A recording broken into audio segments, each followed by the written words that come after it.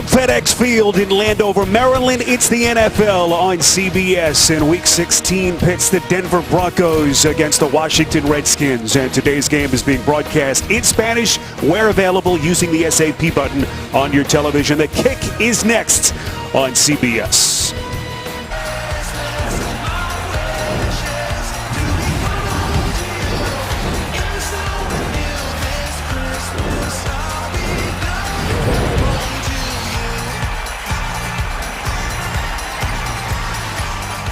Merry Christmas, happy holidays to all of those celebrating. Back with you from FedEx Field on this gray, crisp, cold afternoon. Temperatures right in the mid-40s as the Washington Redskins win the toss. They elect to defer, and so it will be Denver football to get the party started. Spiro Dedes, Adam Archuleta.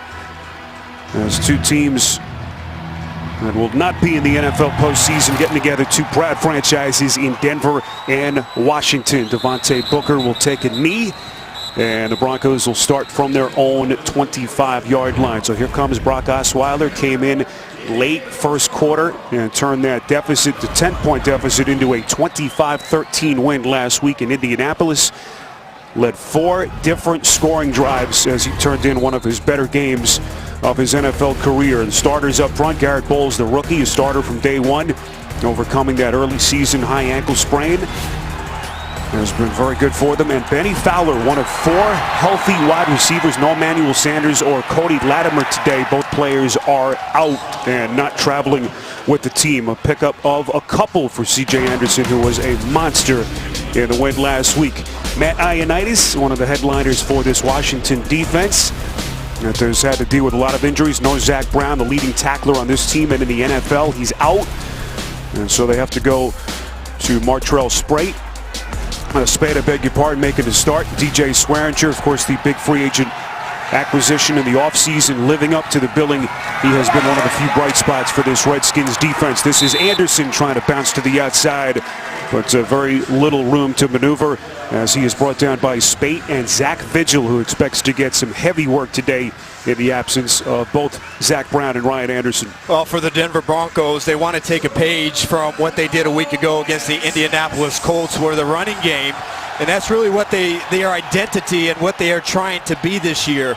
The running game to take over, be the focal point of the offense, and that allows the pressure to come off of their quarterback, Osweiler. Something we touched on in the open. We'll see how it plays out as Osweiler works from the gun on 3rd and 6. Well protected, goes to his check down. This is Anderson out of the backfield. Needed the 35, but he is about a yard short. So a good start for this Redskins defense, forcing a 3 and out as Josh Harvey-Clemons, the rookie 7th-round pick out of Louisville, there for the tackle. A huge start for the Redskins, because last week the defense was on the field for 80 plays, and we asked DJ Swearinger, the defensive captain, about playing all those plays, and that's kind of been a trend here for the last couple games. So very nice to see them get off the field early. Riley Dixon, the second-year punter, doesn't get a lot of leg on that one as it will careen out of bounds along that Denver sideline. Jamison Crowder watches it bounce. Not one of Dixon's finer punts, just 34 yards as Kirk Cousins comes onto the field for the first time. He was in the headlines all this week. Of course, that endless talk that Redskins fans are used to the last couple of years. His contract status, where will he be playing next year? Could it potentially be in Denver? No big loss up front. Trent Williams, their left tackle, is out, placed on IR, and so Ty Nsekhe makes the start, the 3rd-year man. Samaje Perine, dealing with a groin injury that he tweaked in practice on Thursday, is up, making the start. But expect to see a lot of Capri Bibbs, the one-time Denver Bronco, today, as Perine is tackled there by Shaquille Barrett. How about this Denver defense? Domata Peko, selected this week as a Pro Bowl alternate, would be his first selection if he in fact plays the game in Florida. Von Miller, another terrific year, selected to the Pro Bowl again, his 6th of his career, 4th straight. And the back end features Aqib Talib, also picked to the Pro Bowl. He'll make his 5th appearance, and he's done it now the last 4 years with Denver. The Redskins lose a yard, and so 2nd and 11 as they snap it just outside the 30. Cousins hit on the release as that pass just kind of swigs out of his hands and falls incomplete. Heavy pressure by Shaquille Barrett, the 4th-year man out of Colorado State, back in a starting role today with the absence of Shane Ray. Well, second play in a row that Barrett has made. The first play, he was able to beat the tight end and get into the backfield, and that time just a whiff out there on the edge, and that's one of those things that they do not want to see in this game and for the rest of the year is Kirk Cousins taking blindside shots. Barrett making the start. Shane Ray with wrist injury as the Broncos placing him on IR this week. Offense, number 85, 5-yard penalty, it's third down. So Vernon Davis is the man penalized for Washington. Redskins have not been good on these 3rd and long situations. 3rd and 10 plays or more this season, just 3 for their last 31, as they have converted just at a 9% clip. 3rd and 16 after the penalty. Cousins, well protected. That pass a little bit high and incomplete. Off the hands of the intended receiver, Josh Doctson. And so both teams with a 3 and out. Aqib Talib was there on the tight coverage. Well, they knew going into this game the challenge it was going to be throwing against this Denver Broncos secondary. Aqib Talib going to another Pro Bowl this year, his 4th straight. You have Chris Harris Jr. on the other side and Bradley Roby playing really well. They're going to have to make some contested catches in this game. Tressway, the punter for Washington, 4th year out of Oklahoma. And this one takes a bounce and a tough play. There's Benny Fowler returning punts in a dangerous set of circumstances. 63 yards on the punt by Way. Demaryius Thomas with the Denver Broncos. I want to wish you a Merry Christmas and a Happy Holiday. Broncos star Demaryius Thomas, 5-time Pro Bowler, begins the day 160 yards away for what would be his 6th straight 1,000-yard season. And when you consider all the instability at the quarterback position, another terrific year for Thomas in an offense that has really struggled. That pass from Osweiler right on cue to Thomas. And finally a first down for the Denver Broncos after the early 3 and out. 24 yards from Osweiler. Bashaud Breeland is upset with himself because Demaryius Thomas just ran a great route. Breeland thought that he was going to go across the field and went to undercut it, but then Thomas breaks out to the outside and Osweiler is able to hit him on the sideline. So a really nice job of route running, but that was because Breeland guessed on the route and he guessed wrong. Well, for many Bronco fans, Rod Smith still the gold standard in terms of wide receivers in franchise history. Thomas nipping at his heels in some major statistical categories as C.J. Anderson picks up a couple. What a crazy year it's been, of course, for the Denver Broncos. The head coaching change jumped out of the gates, 3-1 start, and then the unthinkable 8-game losing streak. First time that's happened since 1967.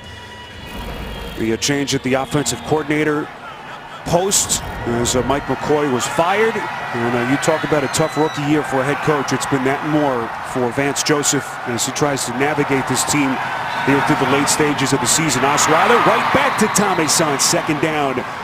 And Denver able to move the sticks again. Josh Norman forces him out of bounds, a pickup of 10. And, you know, Mike McCoy was Vance Joseph's first call after he was hired, brought him in. This offense was humming at him 2 weeks into the season. It's just hard to believe that, you know, some weeks later McCoy is fired and everything had turned. Just all part of what has made this such a crazy year.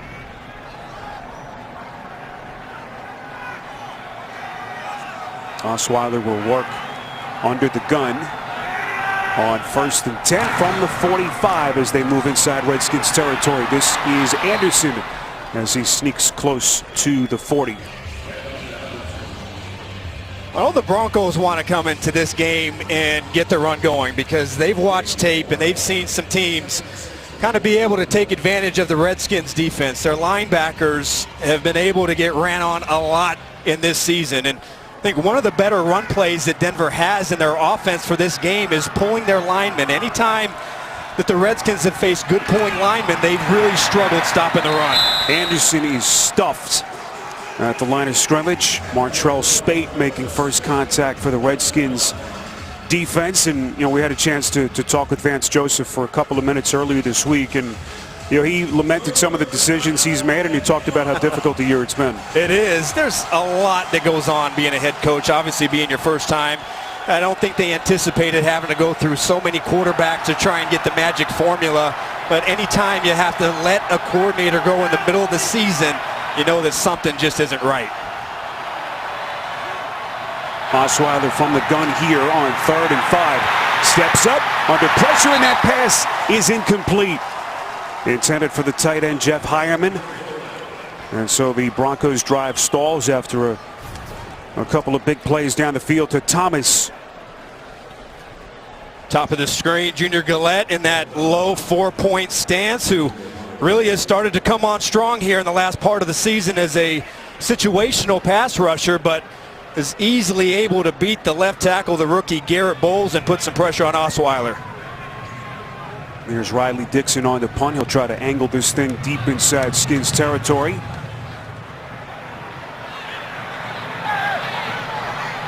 The penalty marker is thrown. Denver able to down it inside the 5. Well done down the field. As we'll await the call here from our referee today, Ed Hockley. A 37-yard punt, and perfectly placed that time by Dixon.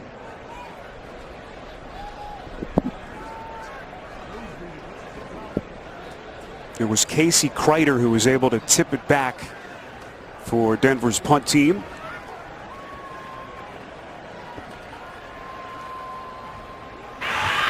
Personal foul by the receiving team, number 47. Went out of bounds and blocked a member of the kicking team who was legally out of bounds. That's a 15-yard penalty. It's enforced half the distance to the goal. Redskins ball, first down. All right, so Quentin Dunbar, the man penalized, as Junior Galette makes the early defensive play for the Redskins. The NFL on CBS is sponsored by Southwest Airlines. Low fares, no hidden fees. That's transparency. New York Life. With the right guidance, everyone can be good at life. And by the 2018 Ford F-150, it doesn't just raise the bar, it is the bar.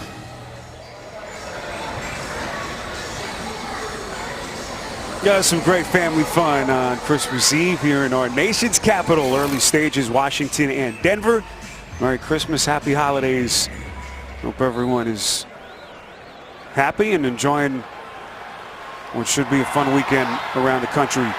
8:56 to play, just past the 9-minute mark. Tough spot here for Kirk Cousins and the Redskins, pinned deep on their own side of the field after the terrific punt by Riley Dixon. This is Samaje Perine, just able to get out of the end zone and avoid what would have been a disastrous safety for the Skins, a loss of a yard. Well, here's why they're pushed back. Quentin Dunbar is one of the jammers on the outside, and once the receiver goes out of bounds, you are not allowed to go out there and make contact with the wide receiver. You have to allow him to come back into the field of play, and that's why they called the personal foul. So it's kind of a confusing description given by the official, but that's what happened. Little play action from Cousins on 2nd and 11. That pass overthrown, intended for Doxson. Good coverage on the play by Chris Harris Jr., who has been a Pro Bowler each of the last years. He was picked this week as an alternate. We'll wait to see if he indeed gets his number called to play in the game, but disappointing year in that respect for Harris, who feels like he's been a Pro Bowl caliber player once again. Well, he still played extremely well. He just wasn't attacked as much as he has been in the past. He plays inside because he does such a good job, but even at 5'10", he can go on the outside and make just as many plays, but the simple fact he didn't get attacked. Cousins, all of his first 3, make it 0 for 4. That pass is incomplete. Intended for the tight end, Niles Paul. Talib was there on the coverage, and a ragged start for the Redskins as they go 3 and out now on their first 2 drives. The Redskins wide receivers are going to have to find a way to beat man coverage, because Aqib Talib and Chris Harris, they're going to play you in press man the entire game if you give them the opportunity. You have to make some crossing routes, get into some pick situations, but I don't think these receivers can just line up snap for snap the whole game in man coverage. Tough place for Tressway to punt, but gets some decent leg on it here. This is Jordan Taylor on a punting job a few weeks back after the struggles of Isaiah McKenzie with all the turnovers. 52 yards on the punt by Way, and a return by Taylor of 6. 8:01 left to play, opening quarter in D.C. Scoreless on CBS. The Broncos finally got something working on their last drive after the early 3-and-out. And here they start with excellent field position inside Skins territory. This is Anderson, who was terrific last week, 158 yards in the win in Indianapolis. So how about Brock Osweiler today, making his 4th start of the season? It's been a long and circuitous route. Of course, drafted by Denver back in 2012, had that terrific late run in 2015 season, parlayed that into the $72 million deal in Houston, but that ended in disappointment. Traded to Cleveland in the offseason. They cut him and ended up signing with the Broncos just a couple of days before the opener. And today making his 4th start of the season. Started the 3 games earlier in the year when Trevor Siemian was benched, and Siemian going down with the shoulder injury last week. And you know, the book on Osweiler, because of the way things ended in Houston and of course Cleveland, has been that he's been a bust a little bit the last couple of years. But Osweiler told us, look, I'm proud of what I've done. Division championship in Houston, they won a playoff game, and he's been very good, at least of late. Yeah, he certainly had the opportunity, and again, he's had to learn a lot of different offensive systems. Everybody says if you sit and wait and watch, you learn so much, but you just don't get the same feel as if you go out there and play under live bullets. 3rd and 2, one play. This is Devontae Booker, and we'll have enough for a Denver first down. And you know, for Osweiler, this is his chance to audition. Of course, the big question for Denver: what will they do at him at the quarterback position next season? And this is his chance. It is a chance, but again, I don't know if there's anything here in this game or the next game that is going to convince anybody in this organization that the quarterback of the future is on this roster. I really think they're going to go out there and try and find somebody, because they don't want a top 5 or a number 1 defense and the talent on that side of the ball to go to waste. Osweiler fakes. There's play action on 1st and 10. He's been good with his legs as he slides close to the 30. The hope is that Paxton Lynch will be able to play. Vance Joseph very candid, saying that, look, we need to see Lynch in either one of these final 2 games. Lynch, by the way, is up today and is available as their number 2 quarterback, but still not quite ready to start, as he still deals with the remnants of the high ankle sprain that have caused him to be on the shelf the last 3 weeks. And Lynch, of course, a former 1st-round pick, has made only 3 career starts since the beginning of 2016 when they brought him in. This is Booker again, able to get downhill, and Zach Vigil on the tackle, a pickup of 6. Well, how about Devontae Booker, a guy that, again, is getting an opportunity to play here in the last part of the season. He has made some really nice plays in the passing game, had a beautiful hurdle that should have been a touchdown last week but was called back. But a guy that brings up a speed element to this offense and should be quite productive for the Broncos. Broncos right now leaning on that ground game. 6th straight run play called on a 3rd and 2. That's Booker again. And Denver able to move the sticks again. So a good start. Booker, who missed all of camp in the preseason with that fractured wrist early part of the year, slowly starting to find his way in this Denver offense. A beautiful cutback right there on 3rd and short. Everything was stacked up to his right side, but I don't know how he saw that backside hole, had a nice little jump cut, and picks up the 1st down. It's been all rush on this drive for Denver. Lynch over the middle. That's C.J. Anderson on the catch, but he is brought down immediately. So Adam, you talked about it right at the top. Denver needing to kind of go to the ground and pound, and so far that's exactly been the case. That was their 1st pass on this drive. Well, you go back in the change in bringing in Bill Musgrave and making him the offensive coordinator has been a change of identity. They played a lot more snaps with their fullback and multiple tight end sets and really want to try and be a downhill running team. That's the formula that they want to be and that they feel will be successful for their quarterbacks. Devontae Booker splits out at the bottom of your picture on 2nd and 6. Osweiler as Washington giving chase. That's Junior Gillette coming from the blind side. Osweiler able to run and actually pick up 2 yards in the play. Well done with nowhere to throw it down the field. Osweiler looking for his tight end Hireman here on the backside, but it was well covered. You have dropping linebackers getting in the zone. You have DJ Swearinger over the top with pressure coming from Osweiler's right side. So a really nice job of the back seven for the Redskins, giving Osweiler nowhere to throw the football. 9th play of the drive that began at the Skins 46. Alert sprint out pass to the right. 3rd and 4. Osweiler throwing right. This is Booker out of the backfield, as the Broncos needed to get to about the Washington 11. Zach Vigil and DJ Swearinger on the tackle, as Booker is short and it'll be 4th down. It looks like Vance Joseph thought for a minute maybe he would try and go for it there on 4th and 1. This Redskins secondary, I thought watching last week's game against the Arizona Cardinals, really played an excellent football game. They were extremely physical. They tackled well and really didn't give Blaine Gabbert anywhere to throw the football. And so far in this game, they're playing very well.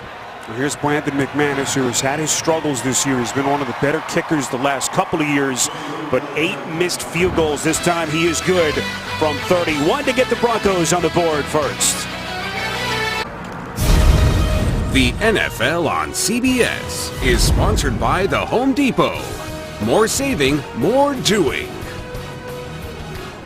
And by McDonald's. I'm loving it.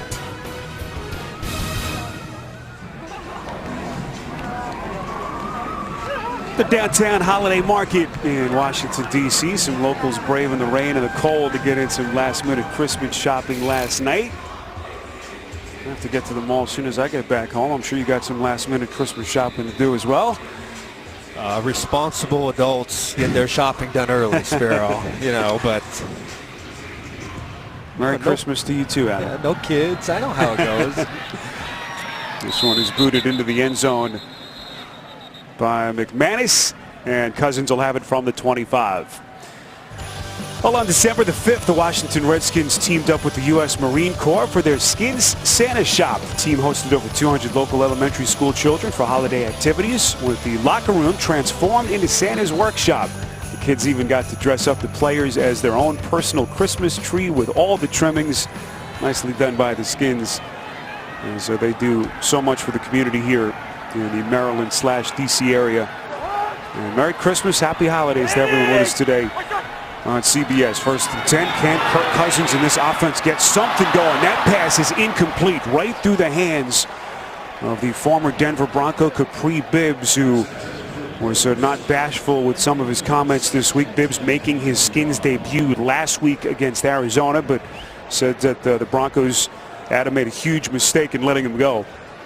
I think he's a little bit motivated here and ready to kind of show what he can do. Now, it's interesting because, you know, he was featured in the passing game last week, but coming out of Colorado State, he was not a pass-catching back. He only had 8 catches his entire senior year, but maybe he's starting to reinvent himself a little bit here. And the 36-yard touchdown catch in the victory here last week against the Cardinals. Cousins slinging it on 2nd down, and that pass is caught. Jamison Crowder with his first reception. It's a pickup of a half dozen to set up a 3rd and 4. Production in the passing game, consistent production, has been hard to come by. We talked about, you know, the loss of his 2 receivers from a season ago, Pierre Garçon and Deshaun Jackson. And Jamison Crowder has really been the only consistent, reliable receiver playing out of the slot. So there he comes again, puts him in a 3rd good and medium situation. And Crowder had the 5-yard touchdown catch at the win against Arizona last week. Part of a solid afternoon that he had. Here is Cousins. He loses the sack. He's going to run forward, and he's got it. What a play by Cousins with his legs, as Washington able to get the 1st down, their first of this opening quarter. Look at this. I don't even know what category you put this move into. You get an up, you get an under, you get a spin, you're going to split the double team, and you're going to get in the backfield and get pressure on Kirk Cousins. So far in this game, Von Miller has been able to put pressure on Cousins in 4 or 5 of his dropbacks. and they're going to have to try and figure out another way to slow down number 58 because he is firing off the ball. Skins keep it on the ground here with P. Ryan. Told you about Von Miller, headed to the Pro Bowl for the 6th time in his career, 4th straight year. 3 first-team All-Pro selections. His arsenal is incredible. He's got so many different moves. And, you know, a lot of guys kind of premeditate what kind of move they're going to do before the snap.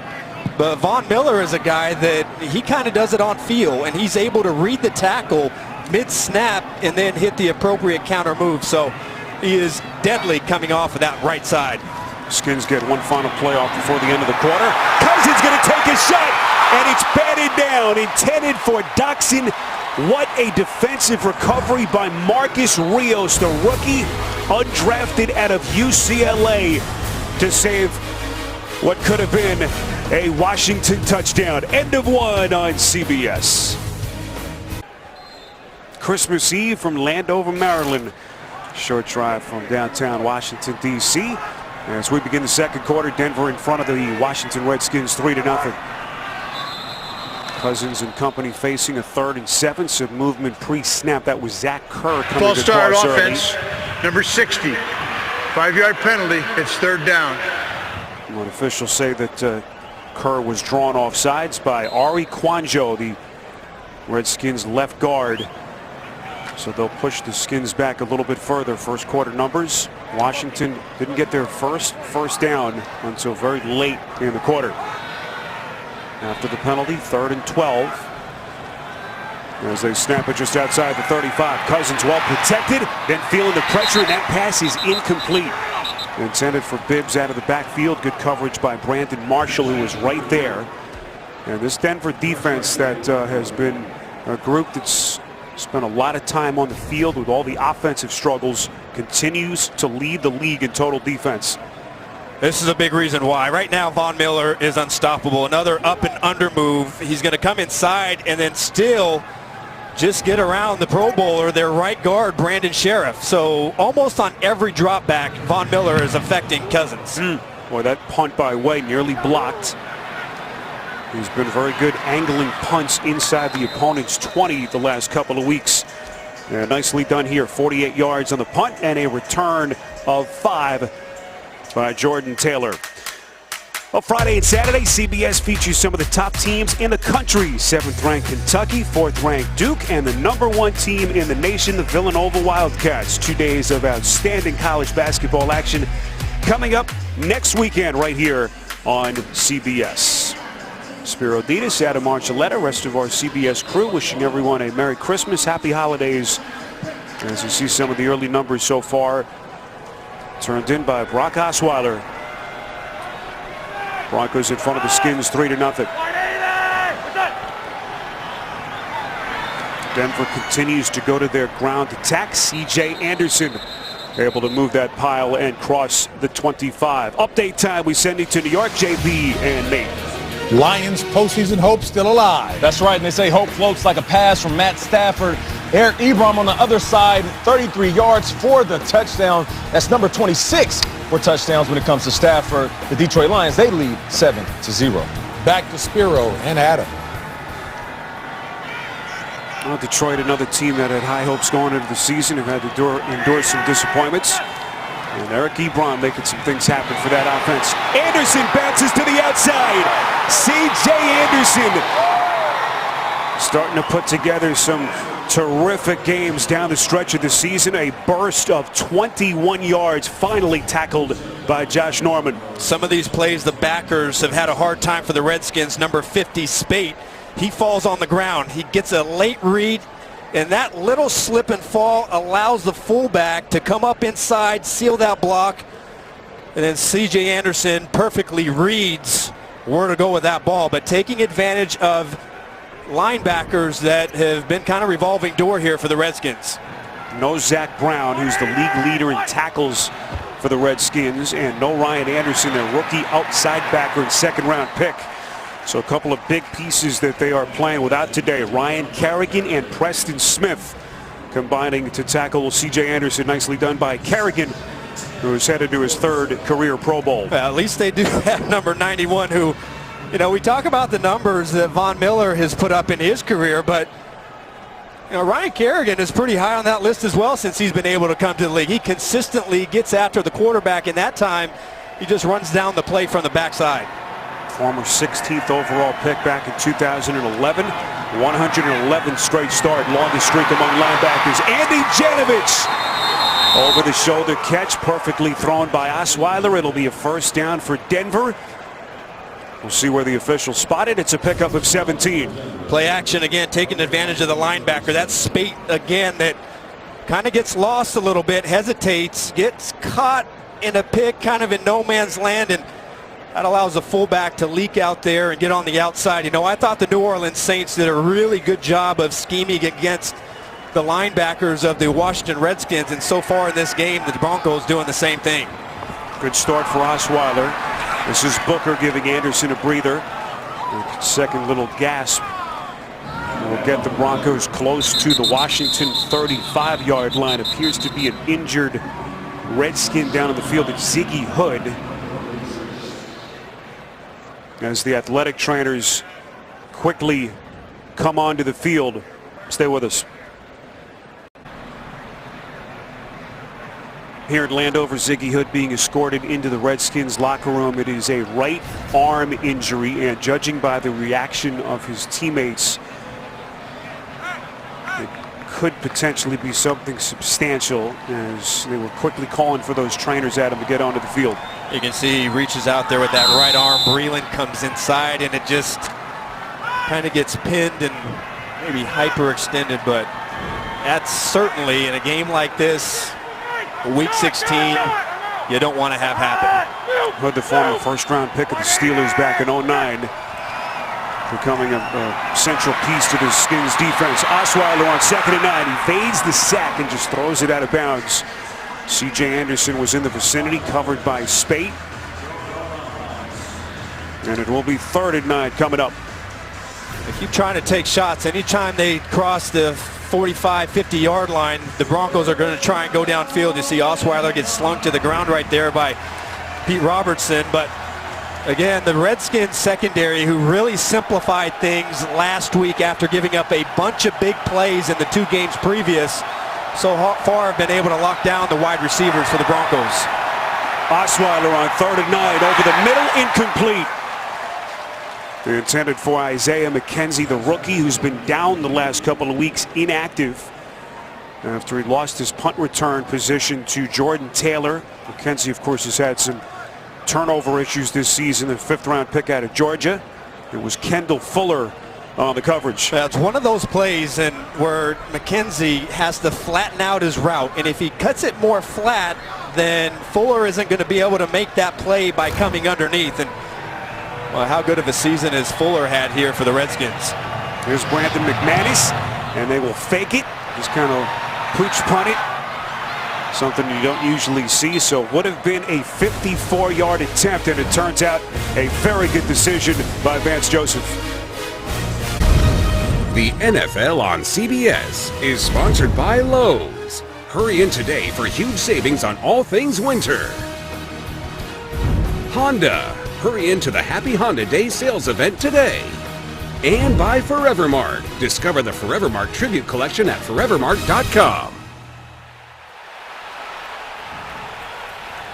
Well, hard to believe January will mark the 30th anniversary of Super Bowl 22 between these two proud franchises. What a moment for Doug Williams, who would become the first African-American quarterback to start a Super Bowl and win the MVP. Samaje Perine on the play. Todd Davis able to force him out of bounds. There's Doug Williams, of course, calling some of the shots here for the Redskins. Now their senior VP of player personnel, working for owner Dan Snyder. And what a watershed moment for Williams in the NFL. And John Elway, as we mentioned, has some big decisions to make in the offseason, as Denver will miss the playoffs for a 2nd straight year. One play called here. Perine able to fight his way out across the 25, a first down, pickup of 10 to New York. In an update, here's JB. Not a good streak. You're right about that, JB. Came into this game 4 picks in 3 games, and right there is number 5, Jordan Poyer, trying to play Pat's destroyer. That's a pick 6. The Buffalo Bills up 10-3. That's the DJ, Nate Burleson. Back to Spiro and Adam. Ryman Poole. Poyer, the destroyer. That's a description There that you certainly go. fills Poyer the season he's become. But I like that, Nate. Into the Ryman Christmas spirit. Here's Cousins under pressure, feeling it coming from the backside. That pass is caught. Ryan Grant.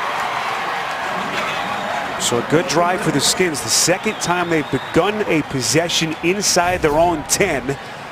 As Grant climbing the ladder for the 14-yard catch. And that's the kind of catch that these receivers have to consistently make for Cousins. They haven't had that kind of production consistently on the outside, but that time Cousins was looking all the way to the other side of the field. He got some late pressure, but really a nice job by Grant to come down with that catch. And finally the Redskins able to get a drive going. Only their 3rd first down of the half as they look for their first points. Cousins 3 of his first 10. He's completed his last 2. Slinging it. That pass is caught. It's Grant again. Up the seam inside Broncos territory. A pickup of 32. Finally tackled by Darian Stewart. Oh, Ryan Grant again in the slot, this time working against zone coverage for the Denver Broncos. The free safety who was in the middle of the field, he completely got turned around.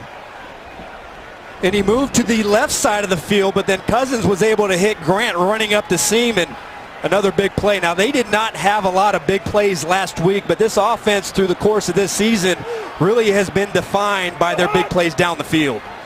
Longest play of the day by far. Cousins so accurate over the last couple of years. Goes to his check down here. This is P. Ryan playing with that groin injury that he tweaked in practice on Thursday, as we told you earlier. Forced out of bounds by Shaquille Barrett. And Cousins, with all the injuries and instability around him, still finding a way to make some plays down the field. Yeah, when you put on the tape, it's clear that he's got it, and he has great command and control of the offense. He knows exactly where he wants to go with the football, is tremendously accurate. They just need some consistency. Now, when they get in this part of the field, they love to take shots to their tight end, Vernon Davis. Keep it on the ground here to P. Ryan. Davis has had some big moments for them this season, and an offense that has struggled for the most part. Davis still getting it done in year 12 in the NFL, a 2-time Pro Bowler, last picked in 2013. He had that terrific start to the season, really was on fire in the first 4 games of the year. Production since Jordan Reed has gone out onto IR hasn't quite been there. They still target him downfield. They just have not been able to connect as much here in the later part of the season. On 3rd and 2, that pass is caught. It's Davis taking on tacklers out of bounds at the 10. And Davis letting them hear about it at the end of that play. Jawing at safety, Will Parks, a pickup of 11. It'll be first down, Skins. Nice little pick from his receiver, Grant. And Parks is forced to go underneath Grant and can't get over the top. And when you got a guy like Vernon Davis, who's still in year 12, can run like he can run, you give him a shot running to the sideline, and it's just too fast for a safety to try and catch up. Former 6th overall pick of the 49ers back in 06. First 10 seasons in San Francisco. 1st and goal. This is P. Ryan trying to work his way inside the 10. This is Skins offense playing without their Pro Bowl left tackle. Trent Williams shut down this week with that right knee injury that's been bothering him for much of the year. Williams didn't play last week, and of course that's been another major headline with this team, all the different injuries, Adam, that they've had specifically to their offensive line. Yeah, but if they can stay healthy next year, they really have some good pieces to be a pretty good offensive line. And so I think just getting those guys to play together is the key. 9th play of the drive. Cousins, end zone, incomplete. Off the hands of Josh Doxson, as Cousins trying to stick it between a very tight window between Roby and Thomas. Well, Roby came diving in there at the end. Did he get his hand on it? No, that ball hits Doxson right in the chest. and a ball that he really needs to come down with. Capitalize on this opportunity. This is your best drive of the game. The offense has had some rhythm, some balance, some explosiveness. You've got to turn that one into 6 points. It's one that Doxson will be thinking about tonight if they can't punch it in here. 3rd and goal. Cousins under pressure, buys himself some time and throws it through the back of the end zone. And it's incomplete. And so they will lament that Doxson drop. And on 4th down, Jay Gruden will send out his field goal unit. Really challenging when you get in that part of the field, especially against a defense that has a back 7 and a secondary like the Denver Broncos, guys that are able to play man-to-man coverage. And when you have the opportunity to get points and you don't get it, it's hard to do it 2 plays in a row. So here's Justin Hopkins recovering from that partially torn hip muscle that he sustained in mid-October. Returned from IR and on here as he converts a 26-yard chip shot. Redskins on the board, tied at 3 on CBS. Spiro, I want to take a look at this. Let's take a look at the sleeve length here for this officiating crew on this nice little Christmas card. This guy right here showing a little bit of bicep. I like that. Ed Hockley sending out his Christmas holiday card. And then he sells out, puts on sleeves. Then he sells out during the game. Well, I got to say, Ed Hockley is the gold standard for bicep talent in the NBA. Made it cool again to be jacked as an official. It's a little colder today in D.C. and in Landover, Maryland, so he is going with that long sleeve look. But Merry Christmas to Ed and these fantastic officials today. Devontae Booker able to cross the 10 and brought down just short of the 14-yard line, a return of 16. Adam, what have you seen so far from Brock Osweiler? 6 of his first 9, 61 yards. I think the key is they want the running game to kind of take over. And the formula last week was throwing the ball 19 times and being able to use play action. And having C.J. Anderson is the guy that you kind of have to take care of. And so I think, taking advantage of the linebackers, using their backs, using the play action will suit the offense well. One play call. This is Anderson showing the burst. All the way out to the 35-yard line. A pickup of 21 yards, and Anderson picking up steam as the Broncos have come down the stretch of the season.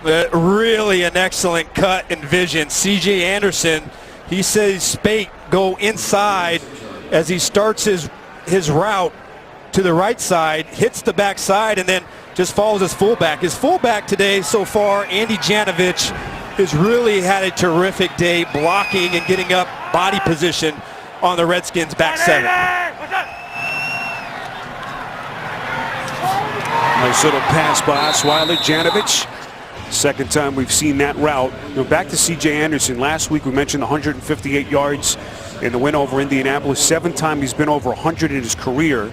He started the day 142 yards away from his goal of 1,000. It would be the first Bronco to get there since Noshawn Moreno back in 2013. And boy, how good has he been the last couple of weeks for Denver. Especially, they've kind of had throughout the season, kind of a 3-man rotation. But I think more as they tried to feature Anderson here in the last part of the year, the offenses look much better. Osweiler on 2nd and 5. Pocket starts to collapse. Osweiler steps up and the pass is incomplete. Off the hands of Austin Traylor, the first-year tight end out of Wisconsin. And it will be 3rd and 5 for Denver.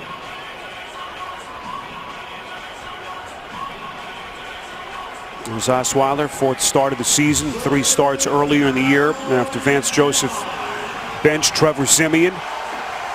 Came on in relief of Siemian late in the first quarter last week to lead them to the 12-point win. No Emmanuel Sanders, no Cody Latimer in this game, so really Demaryius Thomas, who is lined up in the slot right here, is his sure reliable weapon in the pass game. Only 4 healthy wide receivers. Up, Osweiler, football is loose. Washington has it. Zach Vigil on the recovery, and disaster for Denver.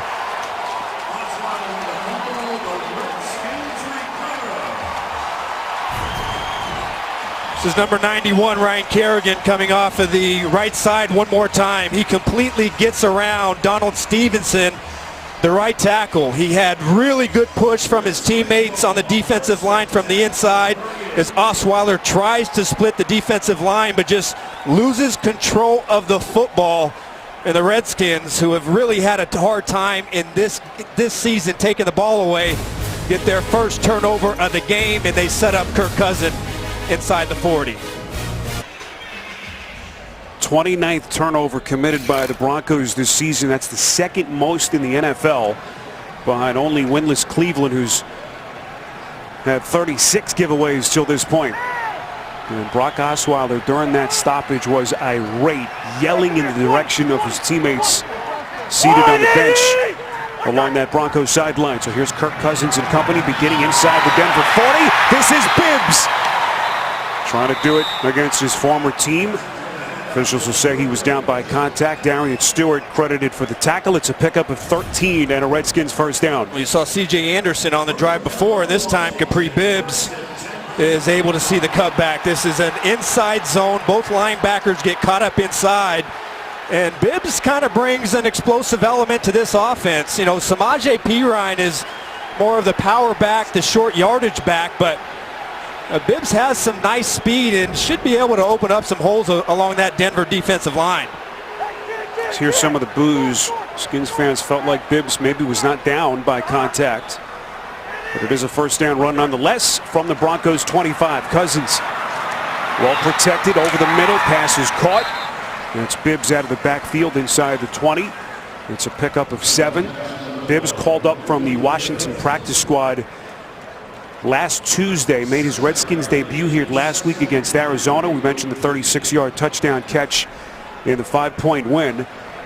Entered the league undrafted with Denver after playing collegiately at Colorado State. And today, a lot of inspiration against the team that brought him into the league. And he knows how to get to the end zone. 42 touchdowns in high school, 30 touchdowns in his last season at Colorado State. So he's a pretty exciting guy with the ball in his hands.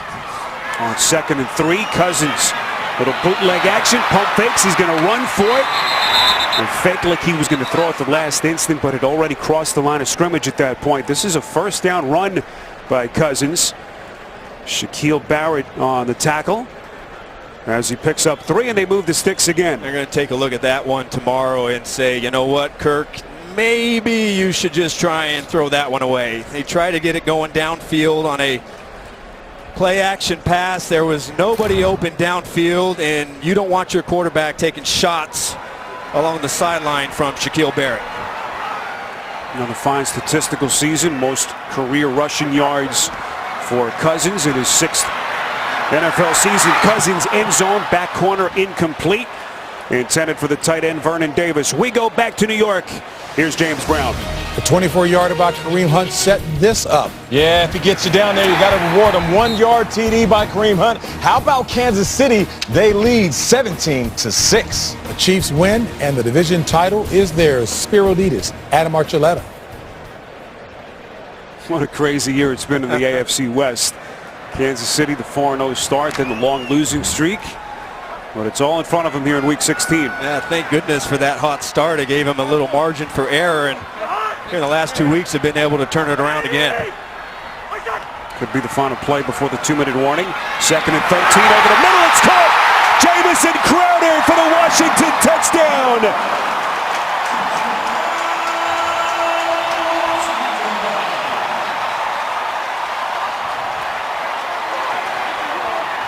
Beautiful route running inside from Crowder, who just breaks down Roby, who's trying to cover him from the slot. Roby is expecting help from his inside linebacker, who looks to the other side, but just a beautiful piece of route running to get the separation. Perfect timing and accuracy from Cousins, and a job well done. 15 yards on the pass by Cousins. 2nd straight week for Crowder with a touchdown reception. This one from 15 yards. And for Cousins, his 97th career touchdown pass. Point after by Hopkins is good. Skins by 7. We'll be back in 30 seconds after this from State Farm. Kirk Cousins and Washington taking advantage of Denver's turnover, the 29th Denver turnover of the season, as we mentioned. That has been a major Achilles heel for Vance Joseph's offense this season. 15-yard touchdown catch by Jamison Crowder. Now the 5-yard touchdown reception in the win here over Arizona last week, and he keeps it going here in week 16. I thought that was pretty interesting. They put Roby inside. That's normally Chris Harris Jr. who plays in the slot. And Chris Harris was on the other side covering Samaje Perine. And so I just don't think that's the kind of matchup that you want to use your defensive backs in. Devontae Booker watches this one go through the back of the end zone. So the fumble by Osweiler giving Kirk Cousins and company the short field. This was the turnover as it just squirted through Osweiler's hands. That's all on Osweiler. Nobody, that's really an unforced error. It was a tight seam to try and get up inside, but got to take care of the football. And how about that? Kirk Cousins comes back, answers, and puts the Redskins on the board for their first touchdown. Beautifully done. Could be the final play before the 2-minute warning. Anderson.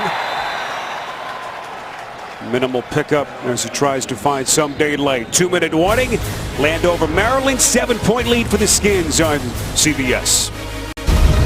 The NFL on CBS is sponsored by Hanes with Fresh IQ Advanced Odor Protection Technology.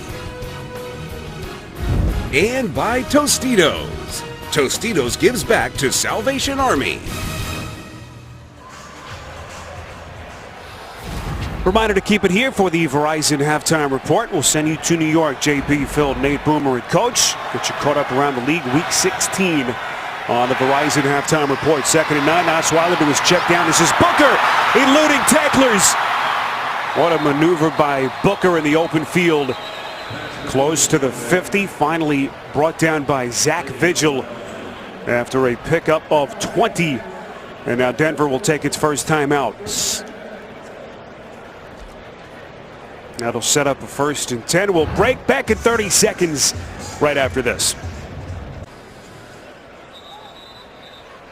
Back with you from FedEx Field here in Landover, Maryland. 7-point Washington lead. Denver with 2 timeouts left. We'll have it 1st and 10 from their own 45. Brock Osweiler, 4th start of the season, 8 for 12, 85 yards with a fumble on their last drive.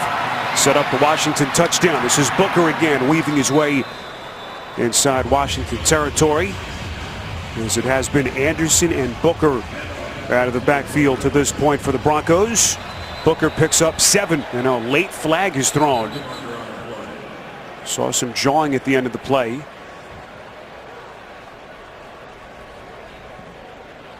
Delay of game defense, number 72, knocked the ball out of the player's hand. It's a 5-yard penalty. The clock will start on the snap. 2nd down. That's Anthony Lanier II, who had the big 2-sack performance in the win last week. Can't do that. And he's called here for a delay of game.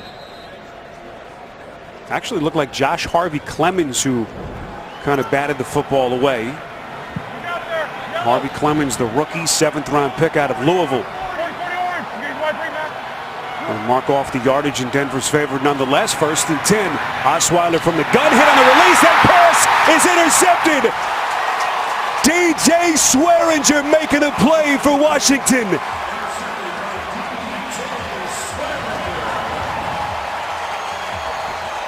Well, Ryan Kerrigan is just wearing out Donald Stevenson. This one is just a straight bull rush as he's coming off of the edge, and he's going to drive him right back into Osweiler and stick his hand up at the very last moment to affect his pass. I mean, Kerrigan just absolutely overpowers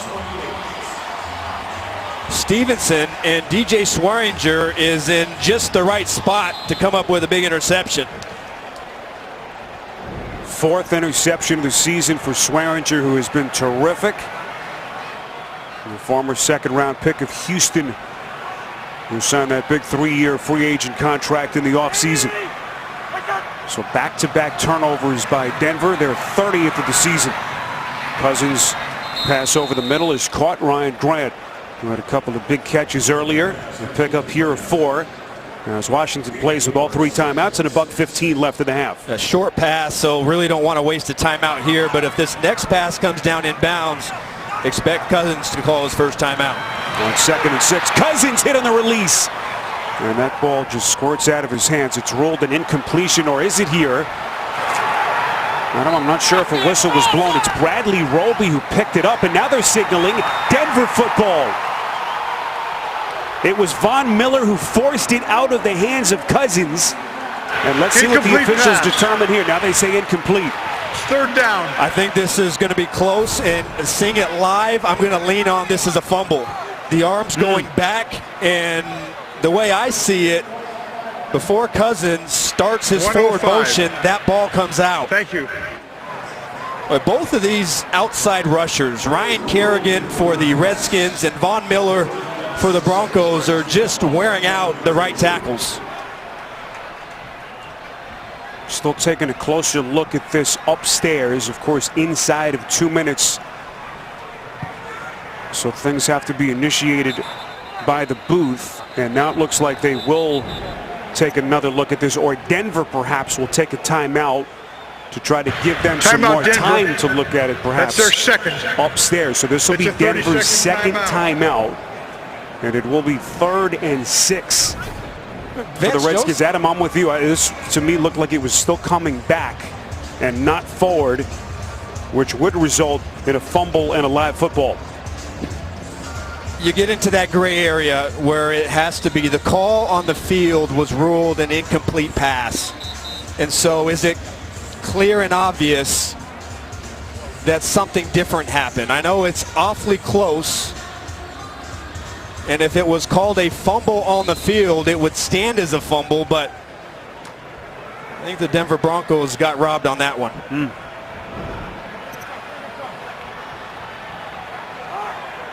So 3rd and 6 here. We'll see if Jay Gruden now goes conservative, as Washington still has all 3 of its timeouts left. 65 seconds left before halftime. Low snap. Dangerous play. Cousins just falls on the football. And things getting even hairier for Washington. A loss of 12 on the play. And now Denver will take its final timeout. We got Chase Roulier, the center. They've had a lot of different centers. That was a low snap, but that was, well, I see it just Cousins in a lapse of concentration. Didn't look the ball into his hands, and a disaster. So they'll send out their punt unit. Tressway will punt. Another reminder, the Verizon halftime report comes your way next. JB and the fellas standing by in New York. And get you caught up around the league here in week 16 as the playoff picture starts to take shape.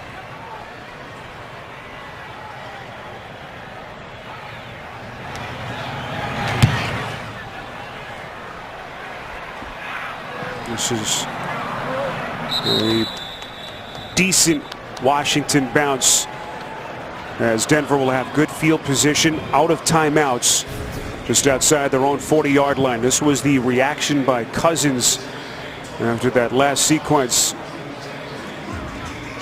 And that pretty much summarizes the season. This was Osweiler earlier after the fumble, the first of their 2 turnovers, lighting into his teammates on that bench.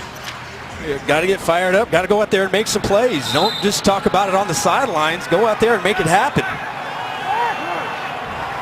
So 52 seconds left in the half. Osweiler and company begin from their own 42.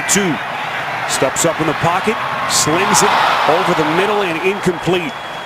Intended for Benny Fowler, who moves up into that number 2 wide receiver position today with the absences of both Emmanuel Sanders and Cody Latimer. McManus getting that right leg warmed up. His career long is 57. That was early in the 2015 season.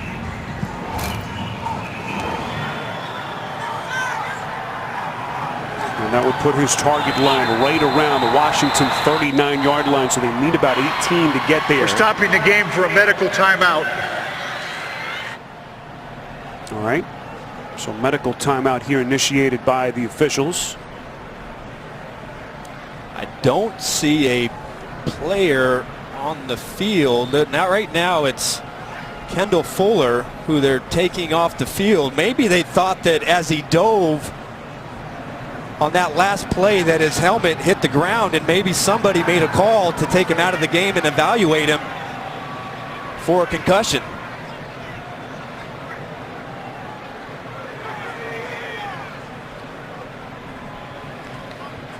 By the way, to go back to that Kirk Cousins play that was ruled an incompletion, Al Riveron telling me with a text message they did not have enough to overturn the call and rule it a fumble. And so Riveron in New York electing to confirm the call that was made on the field.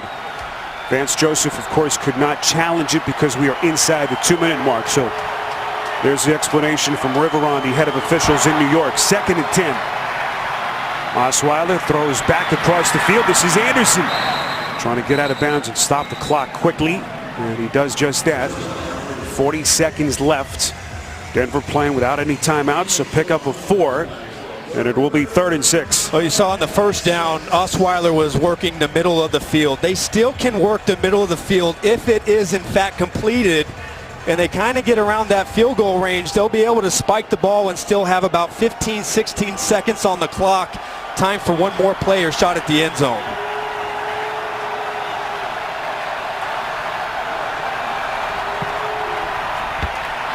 Here come the Skins on the blitz. They pick it up, and that pass is caught over the middle. It's Jordan Taylor. All the way down to the 30, but that clock is moving. 27 seconds and counting. A pickup of 22 on the Osweiler pass. Quickly scurries him to the line of scrimmage and does it very quickly with 22 seconds left. That was a really good job of getting to the line, getting set up, and then snapping it and spiking it. I thought a little bit more time would run off. So now you're sitting here with about 23 seconds left. You can throw this ball and get a first down in the middle of the field and still have time to spike it and kick a field goal, but expect this ball to go to the sideline. For Taylor, only his 7th catch of the season. 2nd and 10. That pass from Osweiler is incomplete. Intended for Fowler, trying to maneuver up the sidelines. 16 seconds left in the half. Oh, and they almost had it. Fowler has the defensive player beat. That's Josh Harvey Clemens. He's behind him by about 3 or 4 steps, and Osweiler has to be able to put some air under that ball and allow his receiver to run under it and come down with a catch. Missed opportunity by Osweiler. Well, they're inside of McManus's range here. 3rd and 10. Osweiler's pass near side is caught. That's Isaiah McKenzie. McKenzie, though, not getting out of bounds. And I'm not sure they're going to be able to stop this clock. Can't spike it. Huge mistake by McKenzie, and that will bring us to halftime. Isaiah McKenzie, who has been in and out of Vance Joseph's doghouse, the muffed, fumbled punts. Active today with the absence of both Emmanuel Sanders and Cody Latimer. Did not have the presence of mind to get out of bounds and stop the clock as the Broncos come up empty. Halftime, 7-point Washington lead. The Verizon halftime highlights coming up next after this from your local station. Merry Christmas, happy holidays from Landover, Maryland. 10-3 Washington as we get you set for the second half. Spiro Thetis and Adam Archuleta back with you here on CBS. Frustrating end of the first half for Denver. Brock Osweiler has the Broncos driving. Isaiah McKenzie unable to get out of bounds. We'll go through that sequence in a moment, but your thoughts on the first half and how Denver can get back in it. Well, I thought Denver was able to run the ball extremely well. 99 yards, averaged 5.2 yards per carry, but it was, the 2 turnovers, back-to-back drives there before halftime that really hurt the Broncos. And I think for the Redskins, it was early mistakes and penalties, bad field position, but thought as the game went on in the second quarter, Cousins started to develop a rhythm for this offense. All right, Denver will kick it away to begin the second half. Obvious frustration on the face of Osweiler and Vance Joseph as they trotted into the locker room as the Skins maintain their touchdown lead. Good looking burst On the run back by Niles Paul. This was the end of half sequence. Isaiah McKenzie, no timeouts, has to get out of bounds. Just a rookie mistake. Situational football, has not been in that position or hasn't been coached in that position. It should have been something in the huddle or before the snap. Everything should have been communicated. Hey, if you catch the ball, get to the sideline as soon as possible. That didn't happen, and they lost a chance to be able to kick a field goal for 3 points. Saw the reactions by both Osweiler and Joseph. McKenzie was inactive the last few weeks, but today forced to be up and on the active roster because of the injuries that they have. They're so thin at wide receiver. No Emmanuel Sanders and Cody Latimer. Another player making the trip. Sanders out with that bothersome ankle injury, and a lot for that young man McKenzie to think about as the Skins with a run play to begin. Samaje Perine on the opening play of the second half. There is McKenzie losing his punt return job after the turnover issues earlier in the season to Jordan Taylor.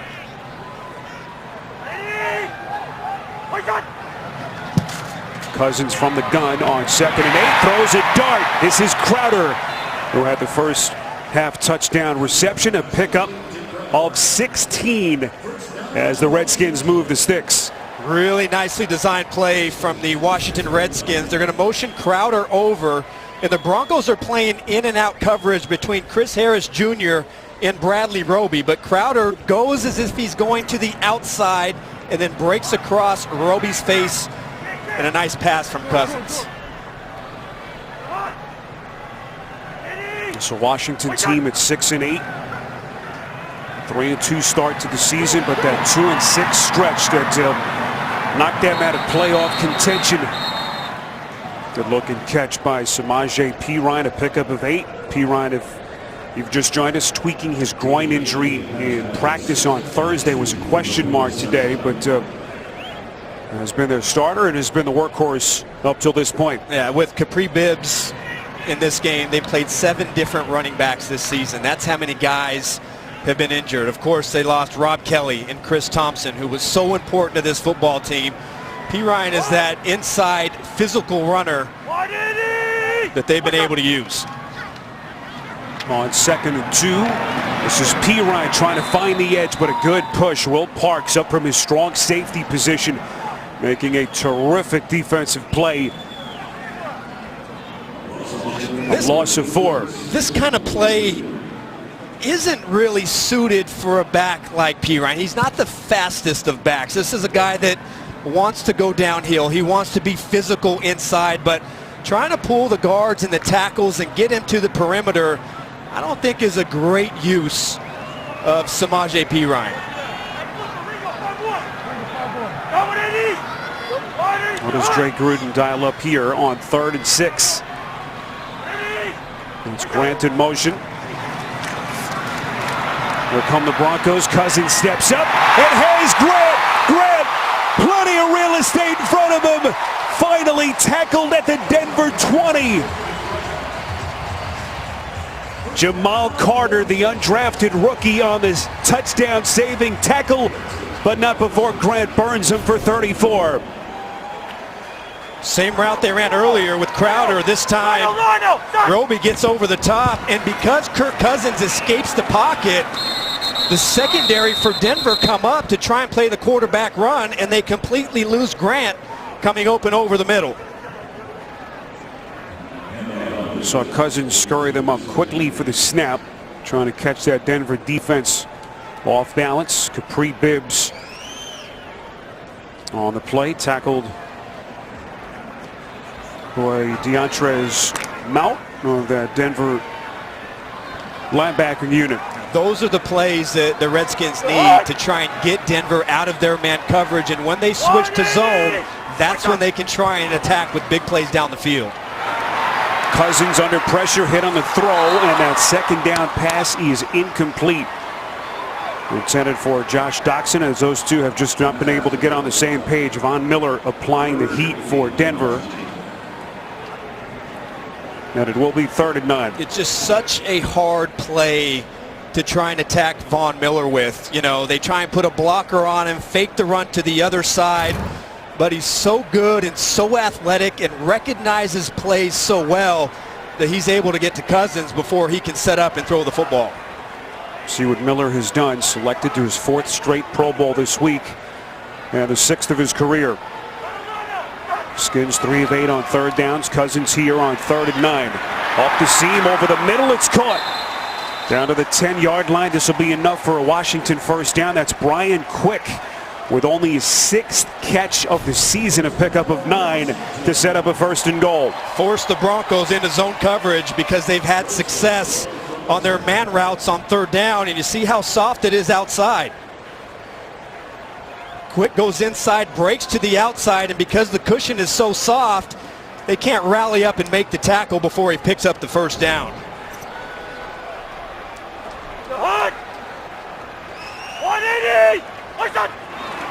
Ninth play of the drive. They keep it on the ground here. This is Pirine, tackled by Zach Kerr. As Washington do it behind a offensive line playing without its usual starting left tackle. The All-Pro Trent Williams shut down this week with the knee injury. Ty Nsekhe, the 3rd-year man out of Texas State, starting for his 2nd straight week. And it will be 2nd and goal. Good place for some play action. Try and get the linebackers to step up.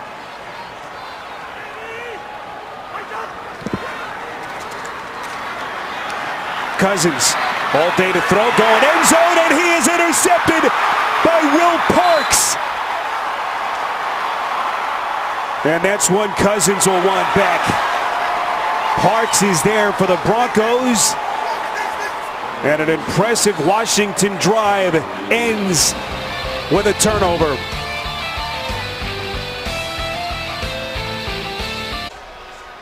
Well, for Kirk Cousins, only his 9th interception thrown this season. 1st turnover committed on the day by Washington.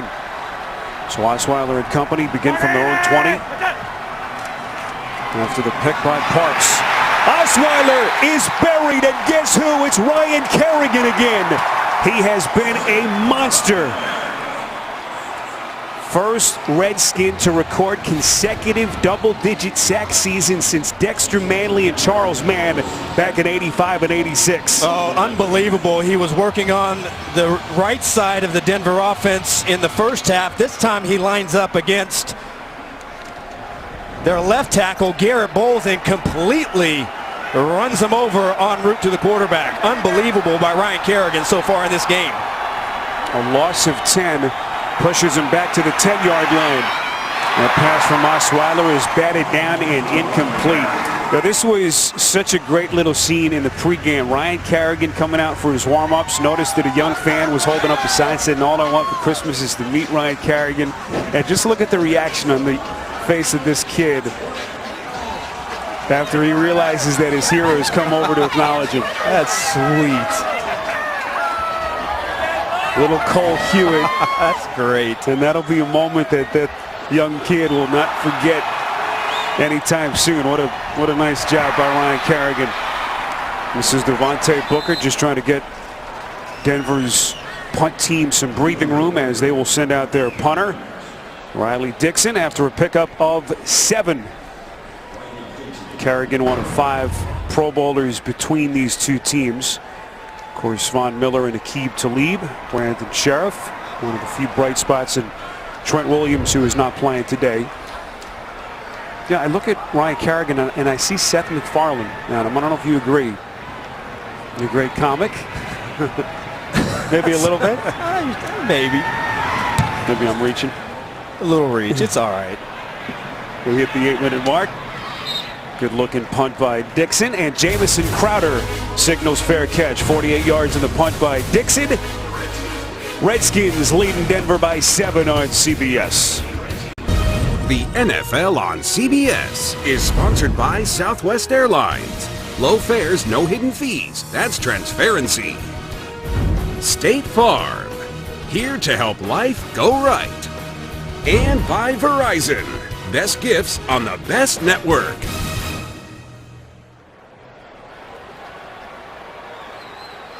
Merry Christmas, happy holidays from Landover, Maryland. 10-3 Redskins as they lead the Broncos here middle of the way through the third quarter. Kirk Cousins and the Skins back on the field. This is Perine out of the backfield. Adam, take us back to that Cousins interception. Yeah, this is one that he's going to want back. He's trying to hit Doctson at the end line, but he stares it down the entire time, and that leaves the backside safety, Will Parks, who just reads him. And as you watch this play develop, you're going to see 3 Denver Bronco jerseys in the area. Cousins staring it down, and then Parks just breaking from the other side of the field and gets an easy interception. Parks has had some big moments, starting in place of Justin Simmons, who they had to shut down a couple of weeks ago with that ankle injury. Making a huge defensive play for the Broncos. That pass is caught. That's Bibbs out of the backfield. First down and more for the former Bronco, forced out of bounds by Talib and Brandon Marshall. And Bibbs, after a shaky start, has made some huge plays. 21 yards here on the catch and run. Yeah, this is, part of the offense that was so important were the backs and the tight ends for the Redskins. Rob Kelly, Chris Thompson, Jordan Reed. This offense heavily relied on getting the ball to those players coming out of the backfield.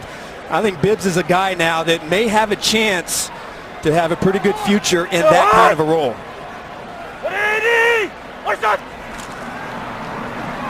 On 1st and 10, they hand it to Bibbs. Todd Davis on the tackle. We told you about Bibbs. Activated from the Skins practice squad last Tuesday, made his Redskins debut last week. He came into the league with Denver undrafted in 2014. That first year on their practice squad, was on their Super Bowl roster in 2015. Last year, 12 appearances. That's a big 69-yard catch on a Monday night against Oakland. And was cut in camp in the preseason with San Francisco. He waited 10 weeks to get the call. Finally signed in November by Washington to their practice squad, and here he is facing his old team in only his second game with the Skins. Cousins throwing a dart. That's Doctson inside the Denver 30. It'll be a 1st and 10 after a pickup of 14 as Cousins putting his back into it. Love how they attack the linebacker. You're going to see Vernon Davis come inside, and then Brandon Marshall is going to bite up. So Marshall now cannot sink back into that window, and that's where Doctson is able to sit down and Cousins hits him. So that's a combination route, a high-low read, and Cousins made the right move. Jay Gruden told us this week we need to start seeing Josh making some plays down the field. That's his first catch of the afternoon. That pass is caught. This is Jamison Crowder. As Cousins now continues to go at this number 2 passing defense in the NFL. Certainly dealing with some injuries back there. And another play down the field, a pickup of a dozen. Yeah, very smart for the Redskins to maybe now start attacking inside and get away from the Denver Bronco corners in Chris Harris Jr. and Aqib Talib. Work on the linebackers and the safeties.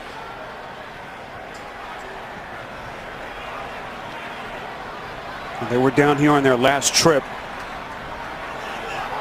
just inside the red zone with Cousins through that last pick.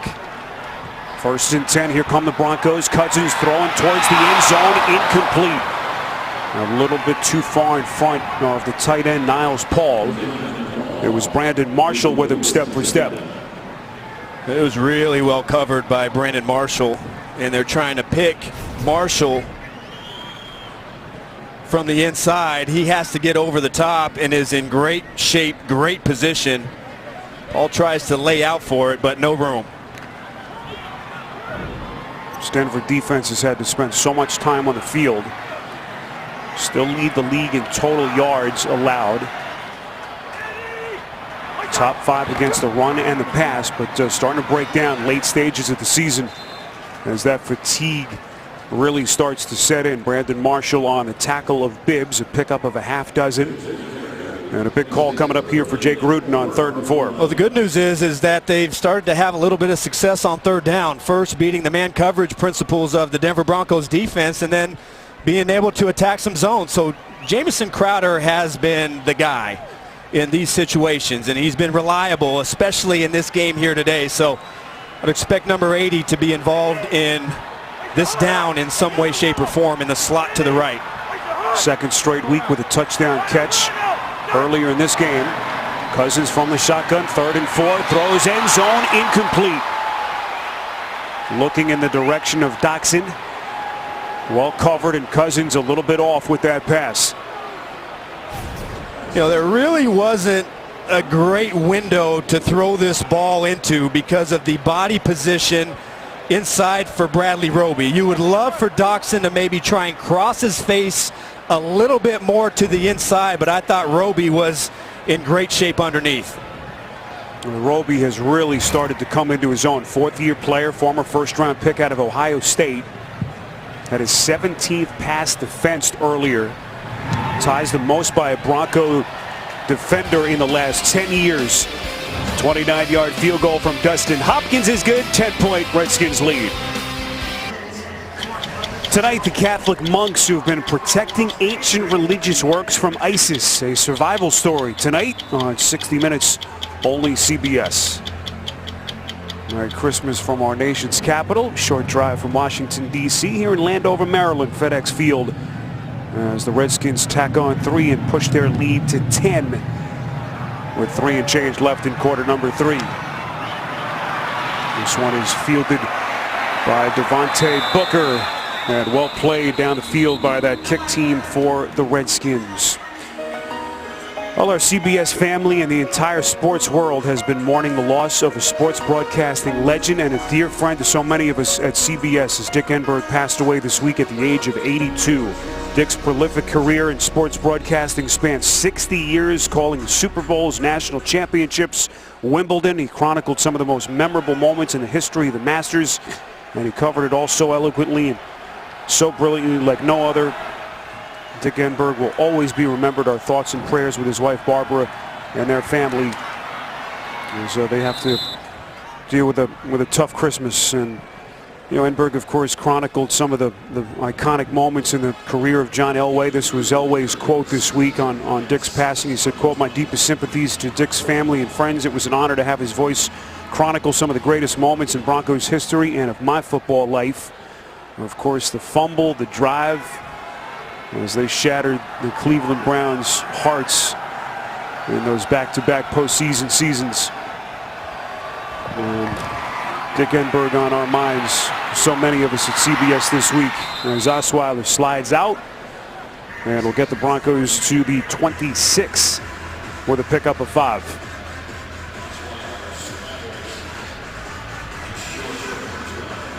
Osweiler now trying to put the frustrations of those 2 turnovers on consecutive possessions behind him, and also the way that first half ended.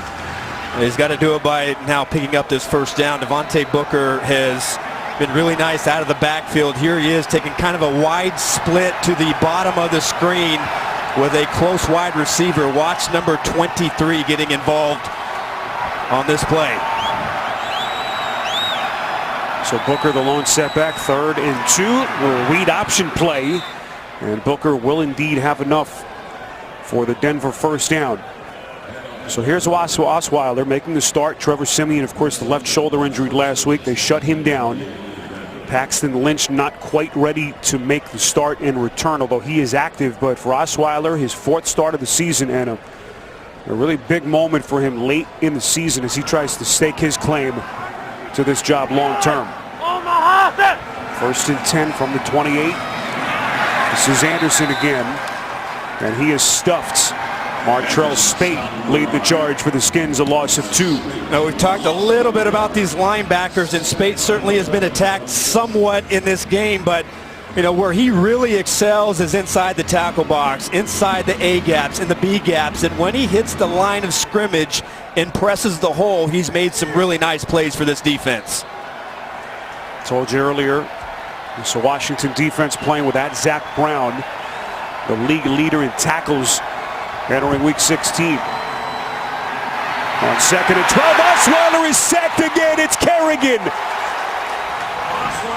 3rd time they've gotten Osweiler. And sack number 2 for the Pro Bowler Kerrigan. You don't think there's anything to play for here for any of these players. You are clearly mistaken. Ryan Kerrigan, one more time, just straight gets after Donald Stevenson. overpowers him, gets him on his heels, and then hits him to the inside. And these tackles here in this game for the Denver Broncos do not have an answer or a chance against Ryan Kerrigan this afternoon. They got to get some help. So Cole Hewitt watching his hero doing it for the Skins.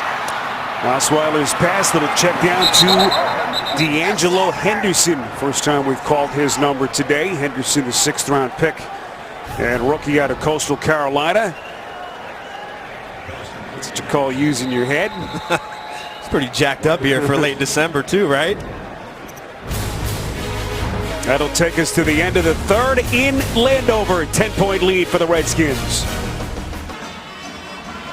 Back with you from FedEx Field. Start of the fourth quarter between the Redskins and the Denver Broncos. Another drive for Denver stalls, and so Riley Dixon, who's become very busy, will punt from right around his own 15-yard line. Spiro Dedes, Adam Archuleta, our producer Seller Shy, and Jim Cornell, our director, rest of our CBS crew. Wishing everyone a happy holiday and Merry Christmas. Jamison Crowder trying to walk a tightrope around the sideline after the 53-yard punt by Dixon. Well, the Denver Broncos nominee for the 2017 Walter Payton NFL Man of the Year award is cornerback Chris Harris Jr. Earlier this month, Harris helped spread some holiday cheer to over 100 families at the Denver Rescue Mission's annual Christmas party, where he posed for pictures and helped decorate holiday cookies with the children and their families. Harris and his wife Leah founded the Chris Harris Jr. Foundation in 2012. They help provide underprivileged youth with unique opportunities that help them achieve their goals. He has done some incredible work in that Denver community. Was out and about a couple of days this week to try to raise money for those children in need. And a tip of the cap to Harris and his wife Leah. Nice maneuver up the sideline by Samaje Perine. Boy, I tell you what, for a guy who's dealing with a groin injury, Perine has looked pretty good in some open field situations as he runs for the first down. Yeah, and really he's leading the team in rushing, 547 yards. He had 15 carries a week ago against the Arizona Cardinals. Now, he only ran for about 2.5 yards per carry, but at the end of the game really had some tough runs inside that helped the Redskins close it out. Fourth among NFL rookie running backs in rushing yards is Perine. This is Cousins finding Jeremy Sprinkle, the rookie 5th-round pick out of Arkansas, as we go to New York and an update with JB and Nate. Chargers on the ground. That's right, JB. Melvin ground game. Gordon, he gets in a little bully ball for the 1-yard TD. The Chargers, they lead 14-7 over the Jets. Bully ball. Boy, Nate's adding to the vocabulary here. Back to Spiro and Adam. Man, Nate's on fire today, isn't he? He sure is. Excited about the Chargers' late season resurgence after an 0-4 start. 2nd and 4. There's Perine again finding the edge. Perine moving that Denver defense backwards. Another run that'll move the sticks for the Skins. A pickup of 8. Let's run right behind your tight end. Off tackle. Brilliant job by the right side of the Redskins to kind of seal it off. Morgan Moses gets up on a linebacker. A beautiful block on the outside by the tight end, Jeremy Sprinkle. And Samaje Perine is able to hit the corner on the Denver Broncos. Perine, that record-setting collegiate career at Oklahoma, became their #1 running back here when Rob Kelly went down and placed on IR with his high ankle/MCL injury in his leg. And Perine has had some moments, back-to-back 100-yard games back in Week 11 and Week 12 against the Saints and the Giants. 4th rounder out of Oklahoma. That record-setting year back in 2014. Had a 427-yard game against Kansas that season. He's a former track star. We know he can move. Has certainly bulked up since his high school/college days, but they've needed whatever he's had for them this season. Adam mentioned the injuries to Chris Thompson, the broken fibula. And of course, Rob Kelly, whom we just mentioned. On 2nd and 6, Cousins taking a shot. Daxon is wide open and strolls into the end zone. 48 yards from Cousins.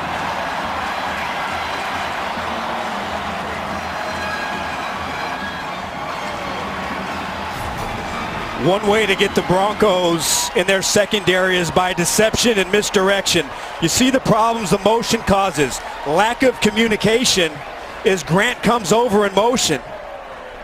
They don't communicate properly, and they completely drop Josh Doctson as he runs right past the cornerbacks en route to an easy touchdown. Well, that'll be the easiest touchdown catch that he'll ever have. 48 yards, and he had smooth sailing in front of him in what is a major defensive breakdown in that Broncos pass defense. Dustin Hopkins with a point after. 6th touchdown catch of the season for Doctson to lead the Redskins, and Washington poured it on the Broncos on CBS. The NFL on CBS is sponsored by Garmin. Get a Garmin smartwatch and beat yesterday. And by Geico. 15 minutes could save you 15% or more on car insurance. Well, some of the young Redskin fans getting into the spirit of things. As you see that Redskins scoring drive. 5 plays, 77 yards in just 2 minutes, 41 seconds. 48-yard strike from Kirk Cousins to Josh Doctson for his 6th touchdown catch of the season. And suddenly this is a 17-point Washington lead.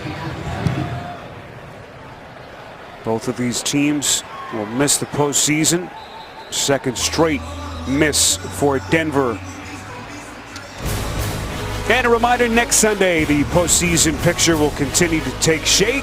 Playoff berths on the line across the league. Final week of the regular season. You'll ring in the new year with some great doubleheader action. Then JB, Phil, Coach Nate, and Boomer will get you started. Complete playoff picture talk. NFL Today, noon Eastern, right here on CBS. So 20 unanswered points for the Skins after Denver jumped out to that early 3-0 lead. And it has been this Washington defense shutting down Denver till this point. The pass intended for Demaryius Thomas. You see the marker thrown at the end of the play. Martrell Spate was right in the thick of things for Washington.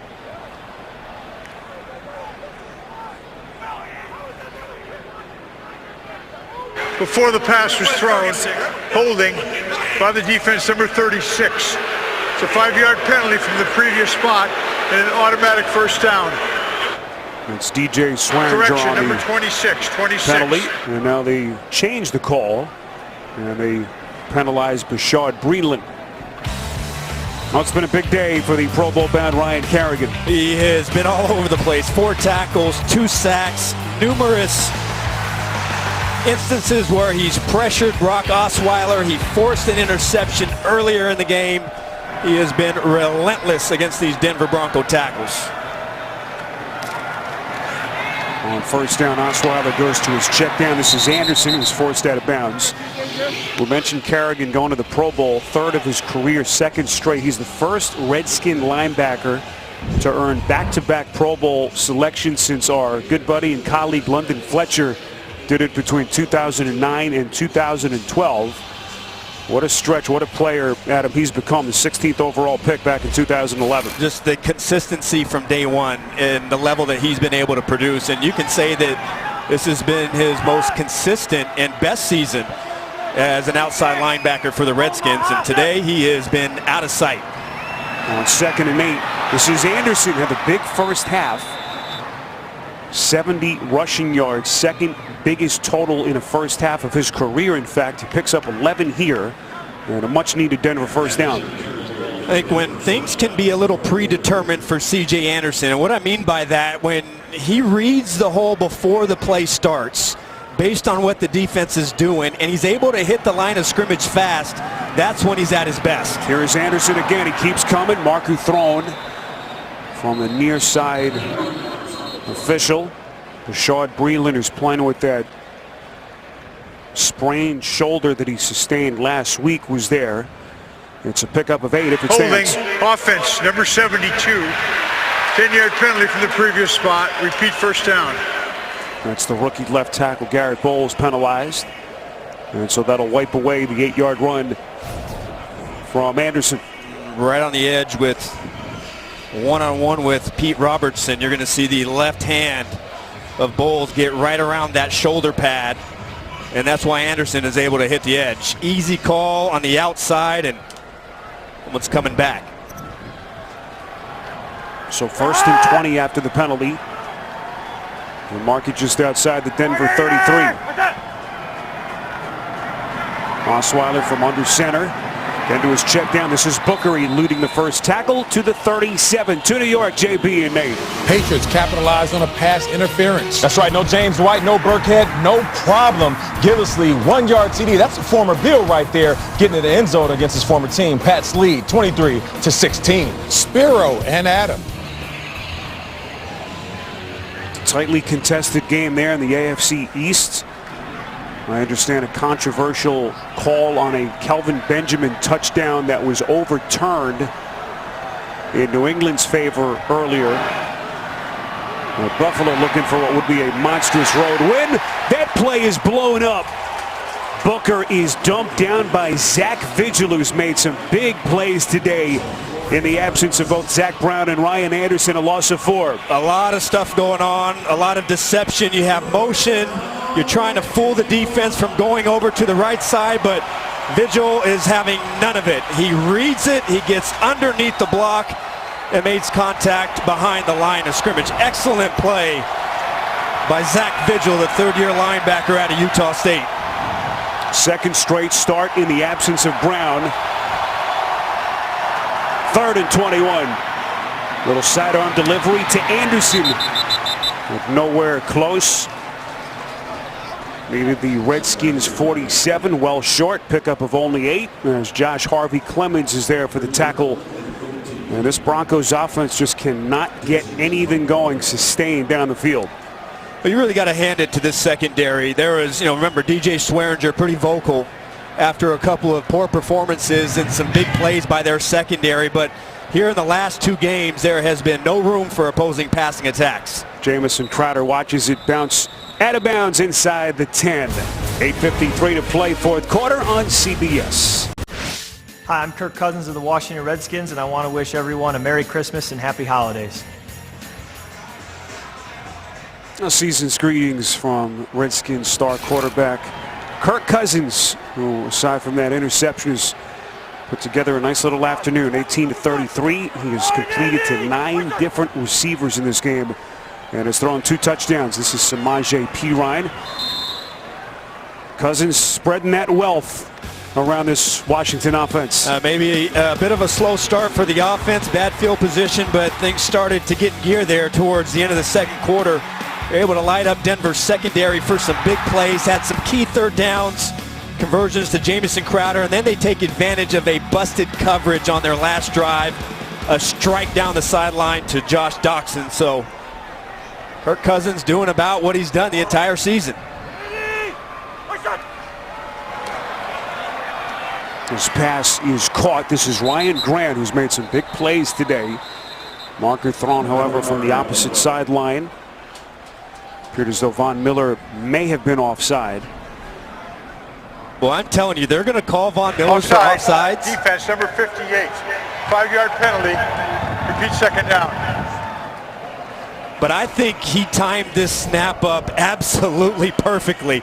Watch him here at the bottom of the screen. Just as the ball gets snapped, I just think that was him exploding in that fast get off. I don't think that he was offsides. It certainly looked like it, but So Adam, sometimes it could be too quick for the officials, perhaps. The gift and the curse, right? A blatant and quick first step that has made him so deadly over the last 5-6 years. On 2nd and 3, this is Perine again. Perine breaking a tackle. Taking on that Denver defense close to the 30. It'll be first down. Washington, a pickup of 10. Finally brought down by Domata Peko and Darian Stewart. There is a marker thrown. And we'll see if this one is coming back.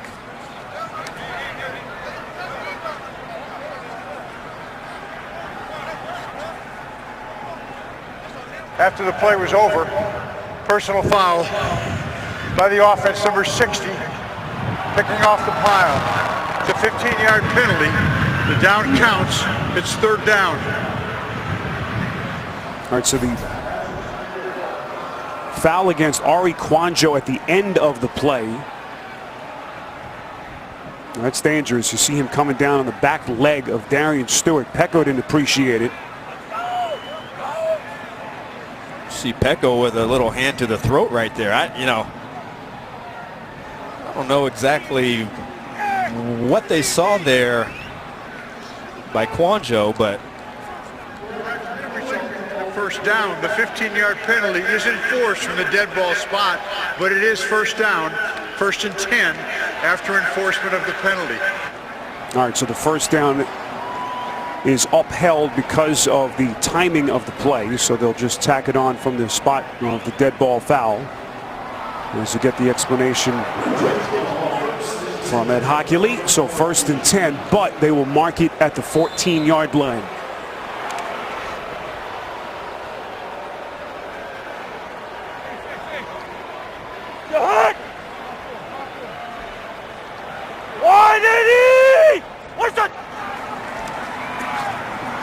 Here's Bibbs.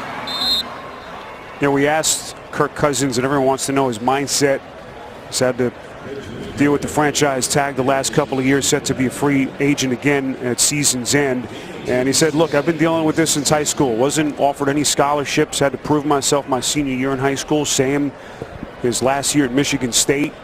Had to prove to NFL scouts and talent evaluators that he was a starting quarterback caliber player. And so this has been something he's been dealing with for a number of years in his football career, going back to his high school days, and turned down that long-term extension offer from the Redskins after last season as he bets on himself for a second straight year. I think he's past the point of proving himself. I think it's clear to the Redskins, and a number of teams across the National Football League that he is indeed the top quarterback. Maybe after the first year there was a question, can we pay him the kind of money that a top-end quarterback commands? And because they've kind of played this game and have danced this dance, he's found himself, the way I see it, in a pretty good spot and has some great leverage. Cousins on 3rd and 8 under pressure, putting some air under it far side of the field, and it's incomplete. Is Denver able to apply just enough pressure? Adam Gotsis leading the charge for Denver.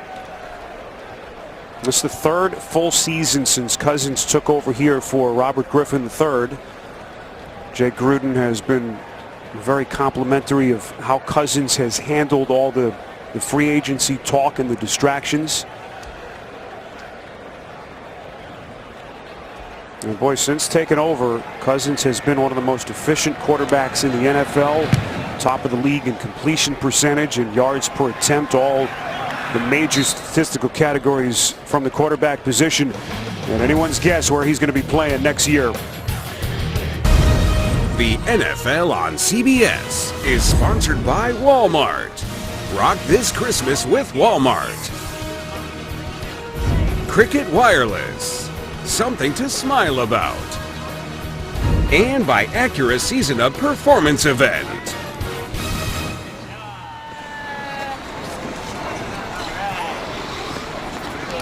Some Christmas ice skating last night at the Washington Harbor Ice Rink along the Potomac River. Merry Christmas, happy holidays to everyone watching today with us. Happy to have you aboard. On 1st and 10, Devontae Booker, football came loose. And now they will rule it an incompletion. Booker unable to squeeze it. And more bad news for this Denver offense. It has been a struggle, to say the least.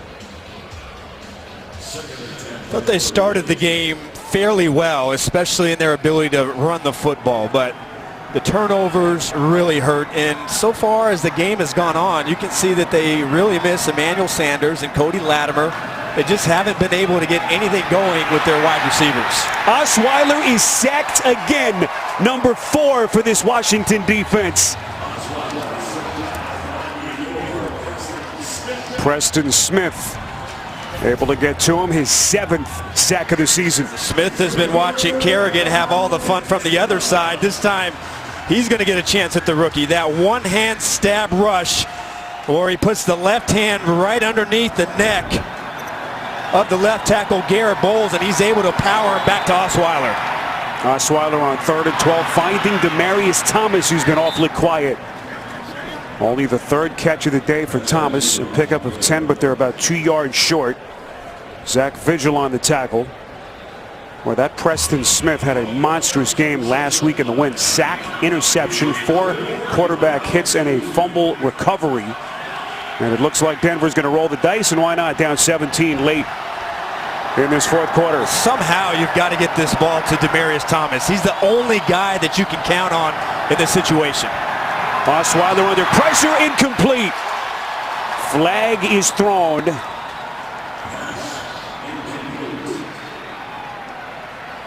Ed Hockley will talk about it with his colleagues. 5:16 remaining, and the Skins by 17. Illegal formation by the offense. The tight end was covered. The penalty is declined. The ball goes over on downs. So turnover on downs after the Denver penalty in a 17-point game. 17-point Washington lead as we played late stages of this 4th quarter. Redskins eliminated from playoff contention after their loss week 14 out in LA against the Chargers. They're still trying to get to 500, which would mark the first time they've done it in 3 straight years since 1999 to 2001. Something to hang their hat on as they stare down the barrel of a long off-season. Reminder coming up, the State Farm postgame show from New York. JB Phil, Nate Boomer, and Coach Cowher standing by. They'll whip you around the league here in week 16. It's all coming up on the State Farm postgame show. Denver will burn the first of its 3 timeouts. We've talked about how good this Denver defense has been this year, but they've had a couple of breakdowns today, Adam, in the passing game. This was the long touchdown, Cousins to Doxson earlier in the half. Yeah, beautiful job by Cousins seeing the busted coverage, and that one's an easy one. I'm not entirely sure exactly why the Broncos, but that was a pretty easy formation to try and cover. You have one guy pressing at the point, 2 guys playing combination coverage, but you know that one's not acceptable if you're a Denver defender. Beautiful 360-degree views here in Landover as that pass on the bootleg by Cousins is off target. Once again looking down the field at Doxson, who was covered by Chris Harris Jr. It was interesting. One of the other things we talked to Cousins about is how he gets his body right during the course of the week. And he told us usually gets home on a Sunday night, watches the late game, and then Monday he calls his Sabbath. Absolutely no football, doesn't go to the facility, spends the time with his wife and his new baby boy who was born in September. They'll take a little stroll with the dog to spend some family time. Then Tuesday says he gets his body right, a little hyperbaric chamber, massage, takes his sleep very seriously. He is someone who is so meticulous with his mental and physical preparation. As you see, the football came loose. Well, let's see what the officials determine here. Was Perine down by contact? Or will this indeed be ruled a fumble? No signal yet. Football appeared to come out clearly before his knee hit the ground. It was Domata Peko and Von Miller able to strip it for the Broncos. Yeah, I think it was actually Von Miller is the one that had his right hand on the football. What a play by Von Miller.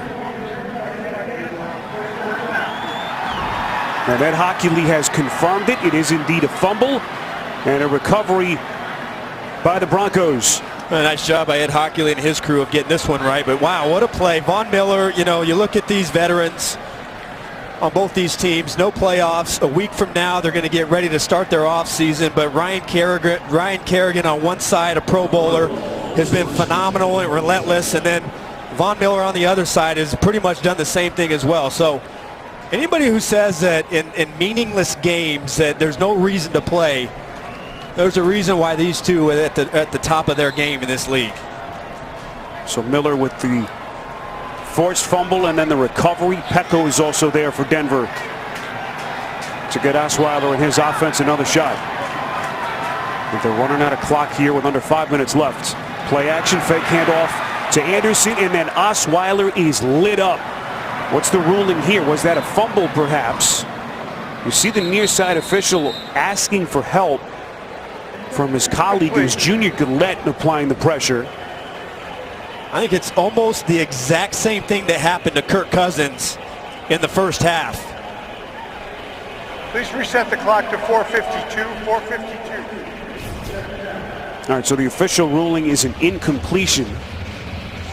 Adam, I think you're right. I mean, it's almost identical. It looked as if the ball came out before he started his forward motion again. Unbelievable. Two of the exact same plays, the same game. Osweiler on 2nd and 10. That pass is incomplete. Intended for Demaryius Thomas. We go to New York. Update time, JB and Nate. It was tight in New England. And now they're starting to stretch it out right here. Check it out. Deion Lewis on the screen route. 12-yard play from Tom Brady. Scored on the last 5 possessions. The Pats, they lead 30-16. Back to you guys. All right, New England trying to put together another home win late in the season after the enormous victory that they scored last week in Pittsburgh, albeit in a controversial finish. Osweiler's pass complete over the middle. Booker, football comes loose, and now they say incomplete. Late flag thrown at the end of the play. Complete. You saw Connor McGovern getting in a little bit of a tiff with Anthony Lanier, so it is ruled an incompletion, and now they'll talk about it. Well, that was a great play by DeShazier Everett, the safety for the Redskins, in the open field. A perfect tackle. The pass was incomplete, and after the play was over, unsportsmanlike conduct by the offense, number 60, 6-0. It's a 15-yard penalty from the previous spot, and it's 4th down. So incompletion and then unsportsmanlike penalty against Connor McGovern. And it will be 4th down for Denver. You know, let's see, did something happen after this play? Right there, that little shove by McGovern.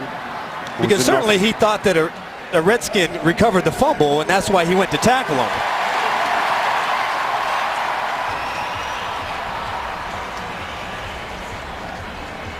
So for what it's worth, I thought it was clearly a catch and a fumble. I thought Booker clearly had possession, control of the football. As Jay Gruden throws out his challenge flag, they will now take a look.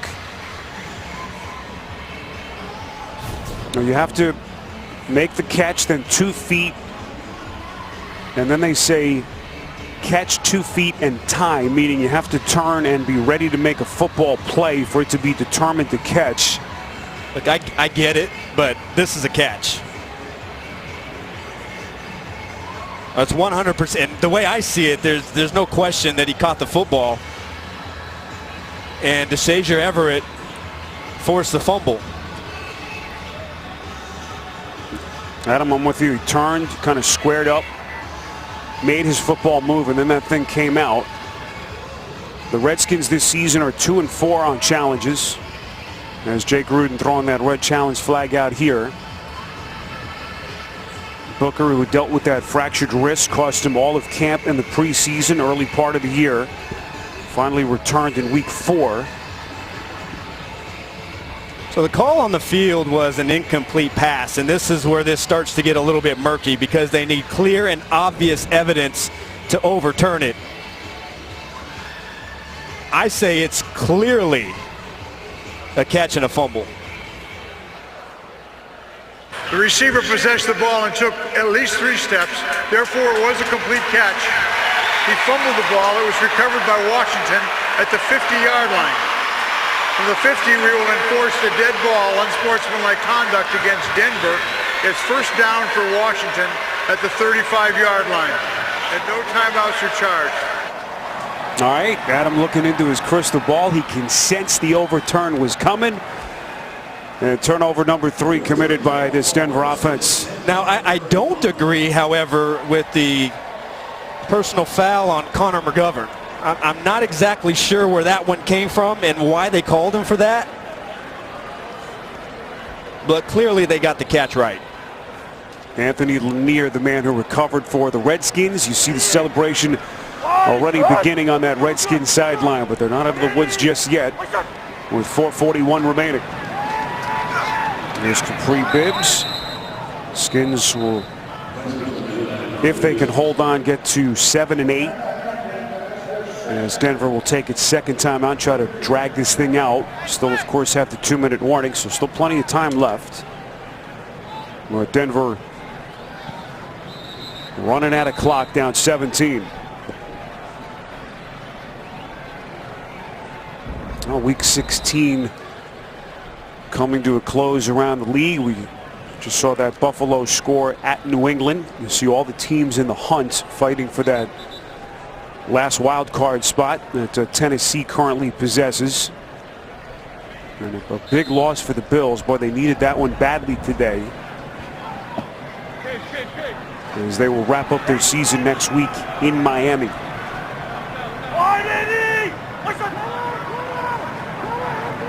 Here's Bibbs again on second down. We told you about these two teams. They'll both miss the playoffs.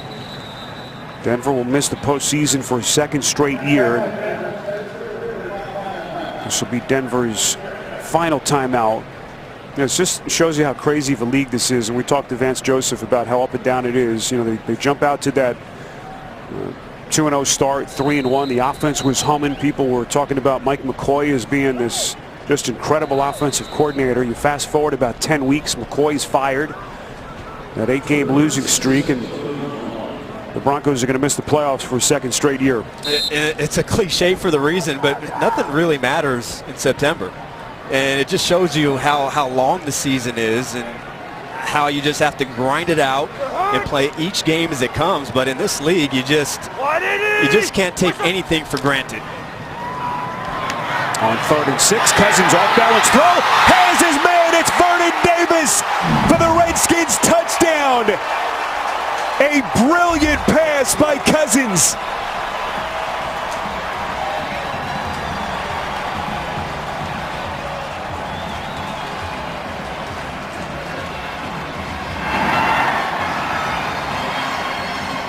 Talked about how the Redskins like to take shots to Vernon Davis. In the high red that time, Darian Stewart, who had a great interception earlier, had his eyes in the backfield. And Davis just runs right by him down the field in a beautiful pass under pressure by Cousins to strike for the big play. Well, that is an incredible physical throw by Cousins under pressure on the run, throwing across his body. He had Shaquille Barrett bearing down on him. And what a play as Vernon Davis with the 60th career receiving touchdown catch in his 12-year career. 27-3 as Washington pouring it on with 27 unanswered points. Now, for a defense that is as good and has the reputation and the numbers as the Denver Broncos, the secondary has played probably their worst game of the season. You've had assignment errors. They've been undisciplined on the outside. And Kirk Cousins and the Washington Redskins have been able to take advantage of it.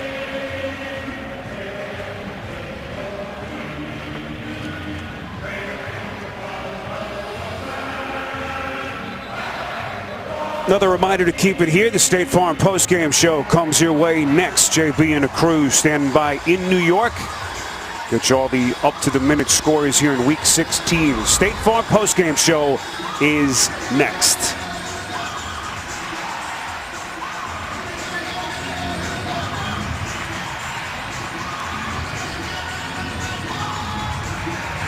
Just one game left for both of these two teams. Denver will be home for Kansas City next week, and the Redskins will play up at MetLife Stadium in East Rutherford against the Giants. And this is the NFC postseason picture, which looks like it can get really kind of crazy out there. The Lions down by 2 to Cincinnati right now. Carolina down to Tampa Bay. You know, New Orleans is taking it to Atlanta, so this thing could get really crazy before next week. Well, Jay Gruden will be watching the postseason, something that he says has been very tough over the course of his coaching career. In our chat with him this week, we can be pleased with the performance of his team today. So that we find out a lot about the character of our group over these final 2 weeks, and one more game left at the Giants next weekend. Defensively especially, they came out and they played a pretty inspired football game, especially the secondary and the back four have been all over the place. A pass from Osweiler deflected up high in the air. Dangerous moment for Denver, and it will be 3rd and 14. You know, it just seems like every catch, every passing opportunity is a contested one for the Bronco wide receivers. The Redskins are sitting on everything, and I think without having that kind of deep threat like Emmanuel Sanders, there is nothing to get these defensive backs out of their back pedal and threatened.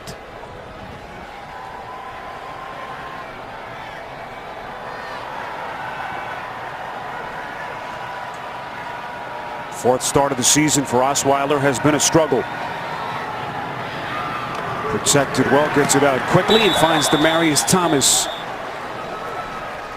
And short of the first down, Bashaud Breeland was there on the tackle, a pickup of 9.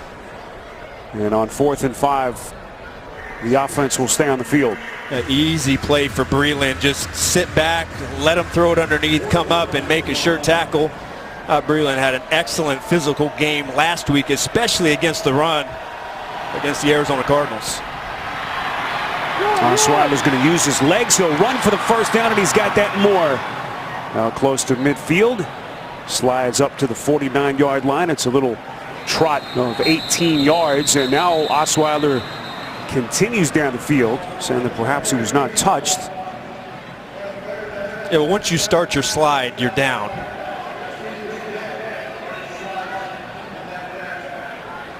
All right, Ed Hockley saying just that, as they will mark it back at the Denver 48. Could you imagine if you could slide and then just say, all right, hey guys, nobody touched me, let's go. Osweiler giving himself up, and so they mark it at the 48. Broncos are out of timeouts and nearly out of time. There's Devontae Booker trying to keep that pile going. This will be another Broncos first down. As Denver playing out the string here in week 16, they will finish with a losing record for the first time since 2010. I told you earlier they'll miss the playoffs for a second straight year. And of course, the big decision that they'll have to make is what to do with their starting quarterback position in the offseason. There's Osweiler backpedaling. The hope is that they'll have Paxton Lynch start next week in their week 17 finale at home against Kansas City. Lynch is active today for the first time in 3 weeks. That high ankle sprain that he sustained against Oakland. So they feel like they need to see more of him before they make that big decision in the offseason. Yeah, and I'll say it again. I just don't think that there's anything that can happen this week or next week that's going to determine what's going to happen with the quarterback situation here for the Denver Broncos. Perhaps we'll go the free agent route, maybe a trade or even the draft, as that pass intended for Booker is incomplete. Of course, the last time Denver went out and signed a free agent quarterback was 2012 with Peyton Manning, and that obviously ended well. Same year that they drafted Brock Osweiler to be Peyton's backup. I think it's going to be a pretty fun offseason when you think about it, because, you know, how does this play out for Cousins in Washington? If they do sign him, if they do tag him with the various option, will the team make a play and try and trade for him? You know, Alex Smith potentially going to be out there, maybe Eli Manning. You know, there could be a lot of big-name quarterbacks out on the market at the same time in the offseason. 3rd and 10, nicely thrown by Osweiler right up the seam to C.J. Anderson. 14-yard pickup, and that'll take us to the 2-minute warning, as Denver will have a fresh set of downs when we come back. All Washington on CBS. The NFL on CBS is sponsored by FedEx. Sign up for FedEx Delivery Manager. And by Bud Light, brewed to be enjoyed responsibly.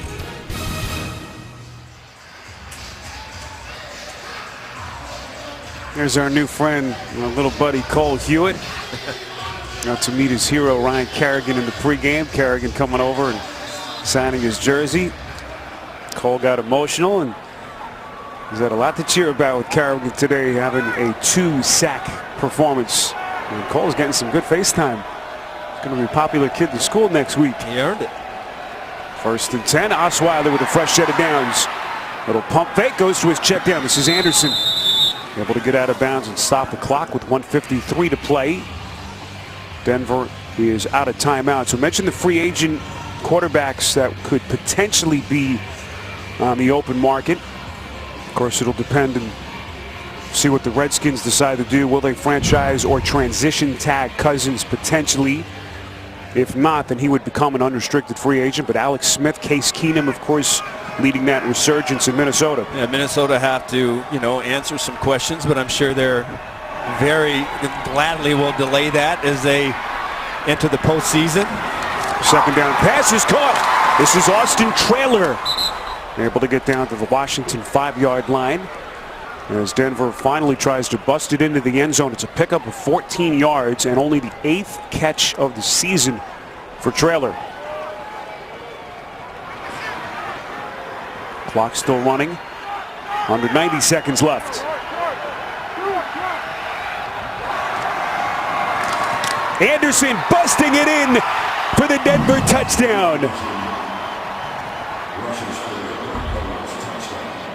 Anderson from 5 yards out, and the Broncos finally in for 6.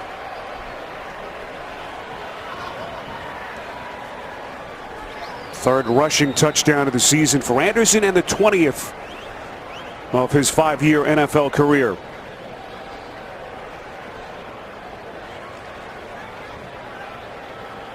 Extra point does them no good here, so they'll go for 2. And a $1:18 remaining in the 4th.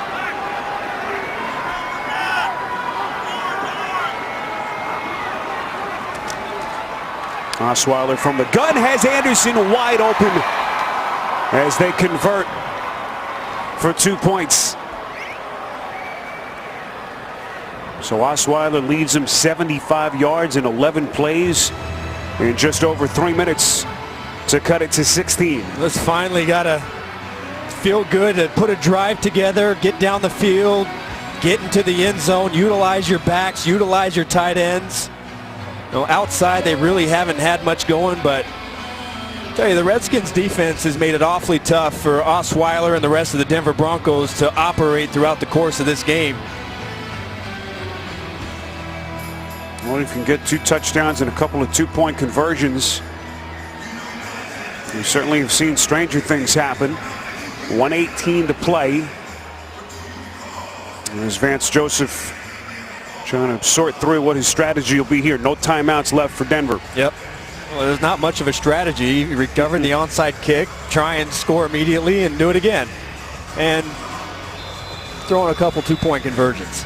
Lined up here, you see how they handle the kick with Brandon McManus. Here's the onside kick to the far side of the field. It's fielded easily by the Redskins. That's their tight end, Niles Paul. And now Washington will be able to just run this thing out with 1:15 left. And Washington in front comfortably, 27-11.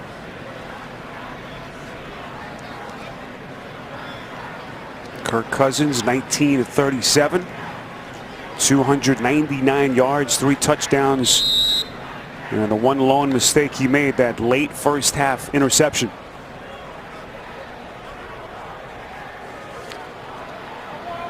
Redskins will win it. They'll get to 7-8 on the season. And a long, frustrating year for the Denver Broncos will continue as Vance Joseph's bunch will fall to 5-10.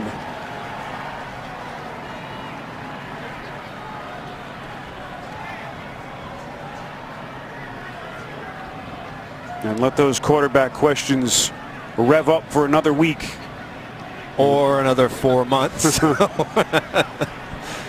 the first question will be who's starting week 17, and then the big decision that'll have to be made in the offseason by John Elway and the rest of that front office in Denver at Dove Valley. That'll do it. Washington gets to 7-8 as they defeat the Denver Broncos 27-11.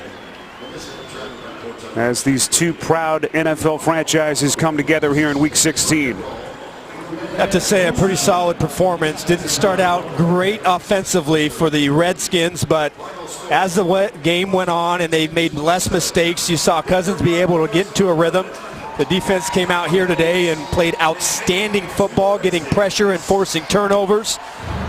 I think the Redskins came out here and accomplished everything they wanted to here today against the Broncos. Redskins will end their season up at MetLife Stadium next week against the Giants. And Denver will close out at home next weekend against Alex Smith and Kansas City. Multi-sack day for Ryan Kerrigan, the Pro Bowl-bound defensive end. He was terrific, as he has been all season long for this Redskins defense. Again, the final, Redskins 27 and the Broncos 11. Coming up next, the State Farm postgame show from New York. Now for Adam Archuleta, Spiro Diaz saying Merry Christmas, Happy Holidays, and so long from Landover. We'll send you back to James Brown in New York for all the latest scores and highlights right after this.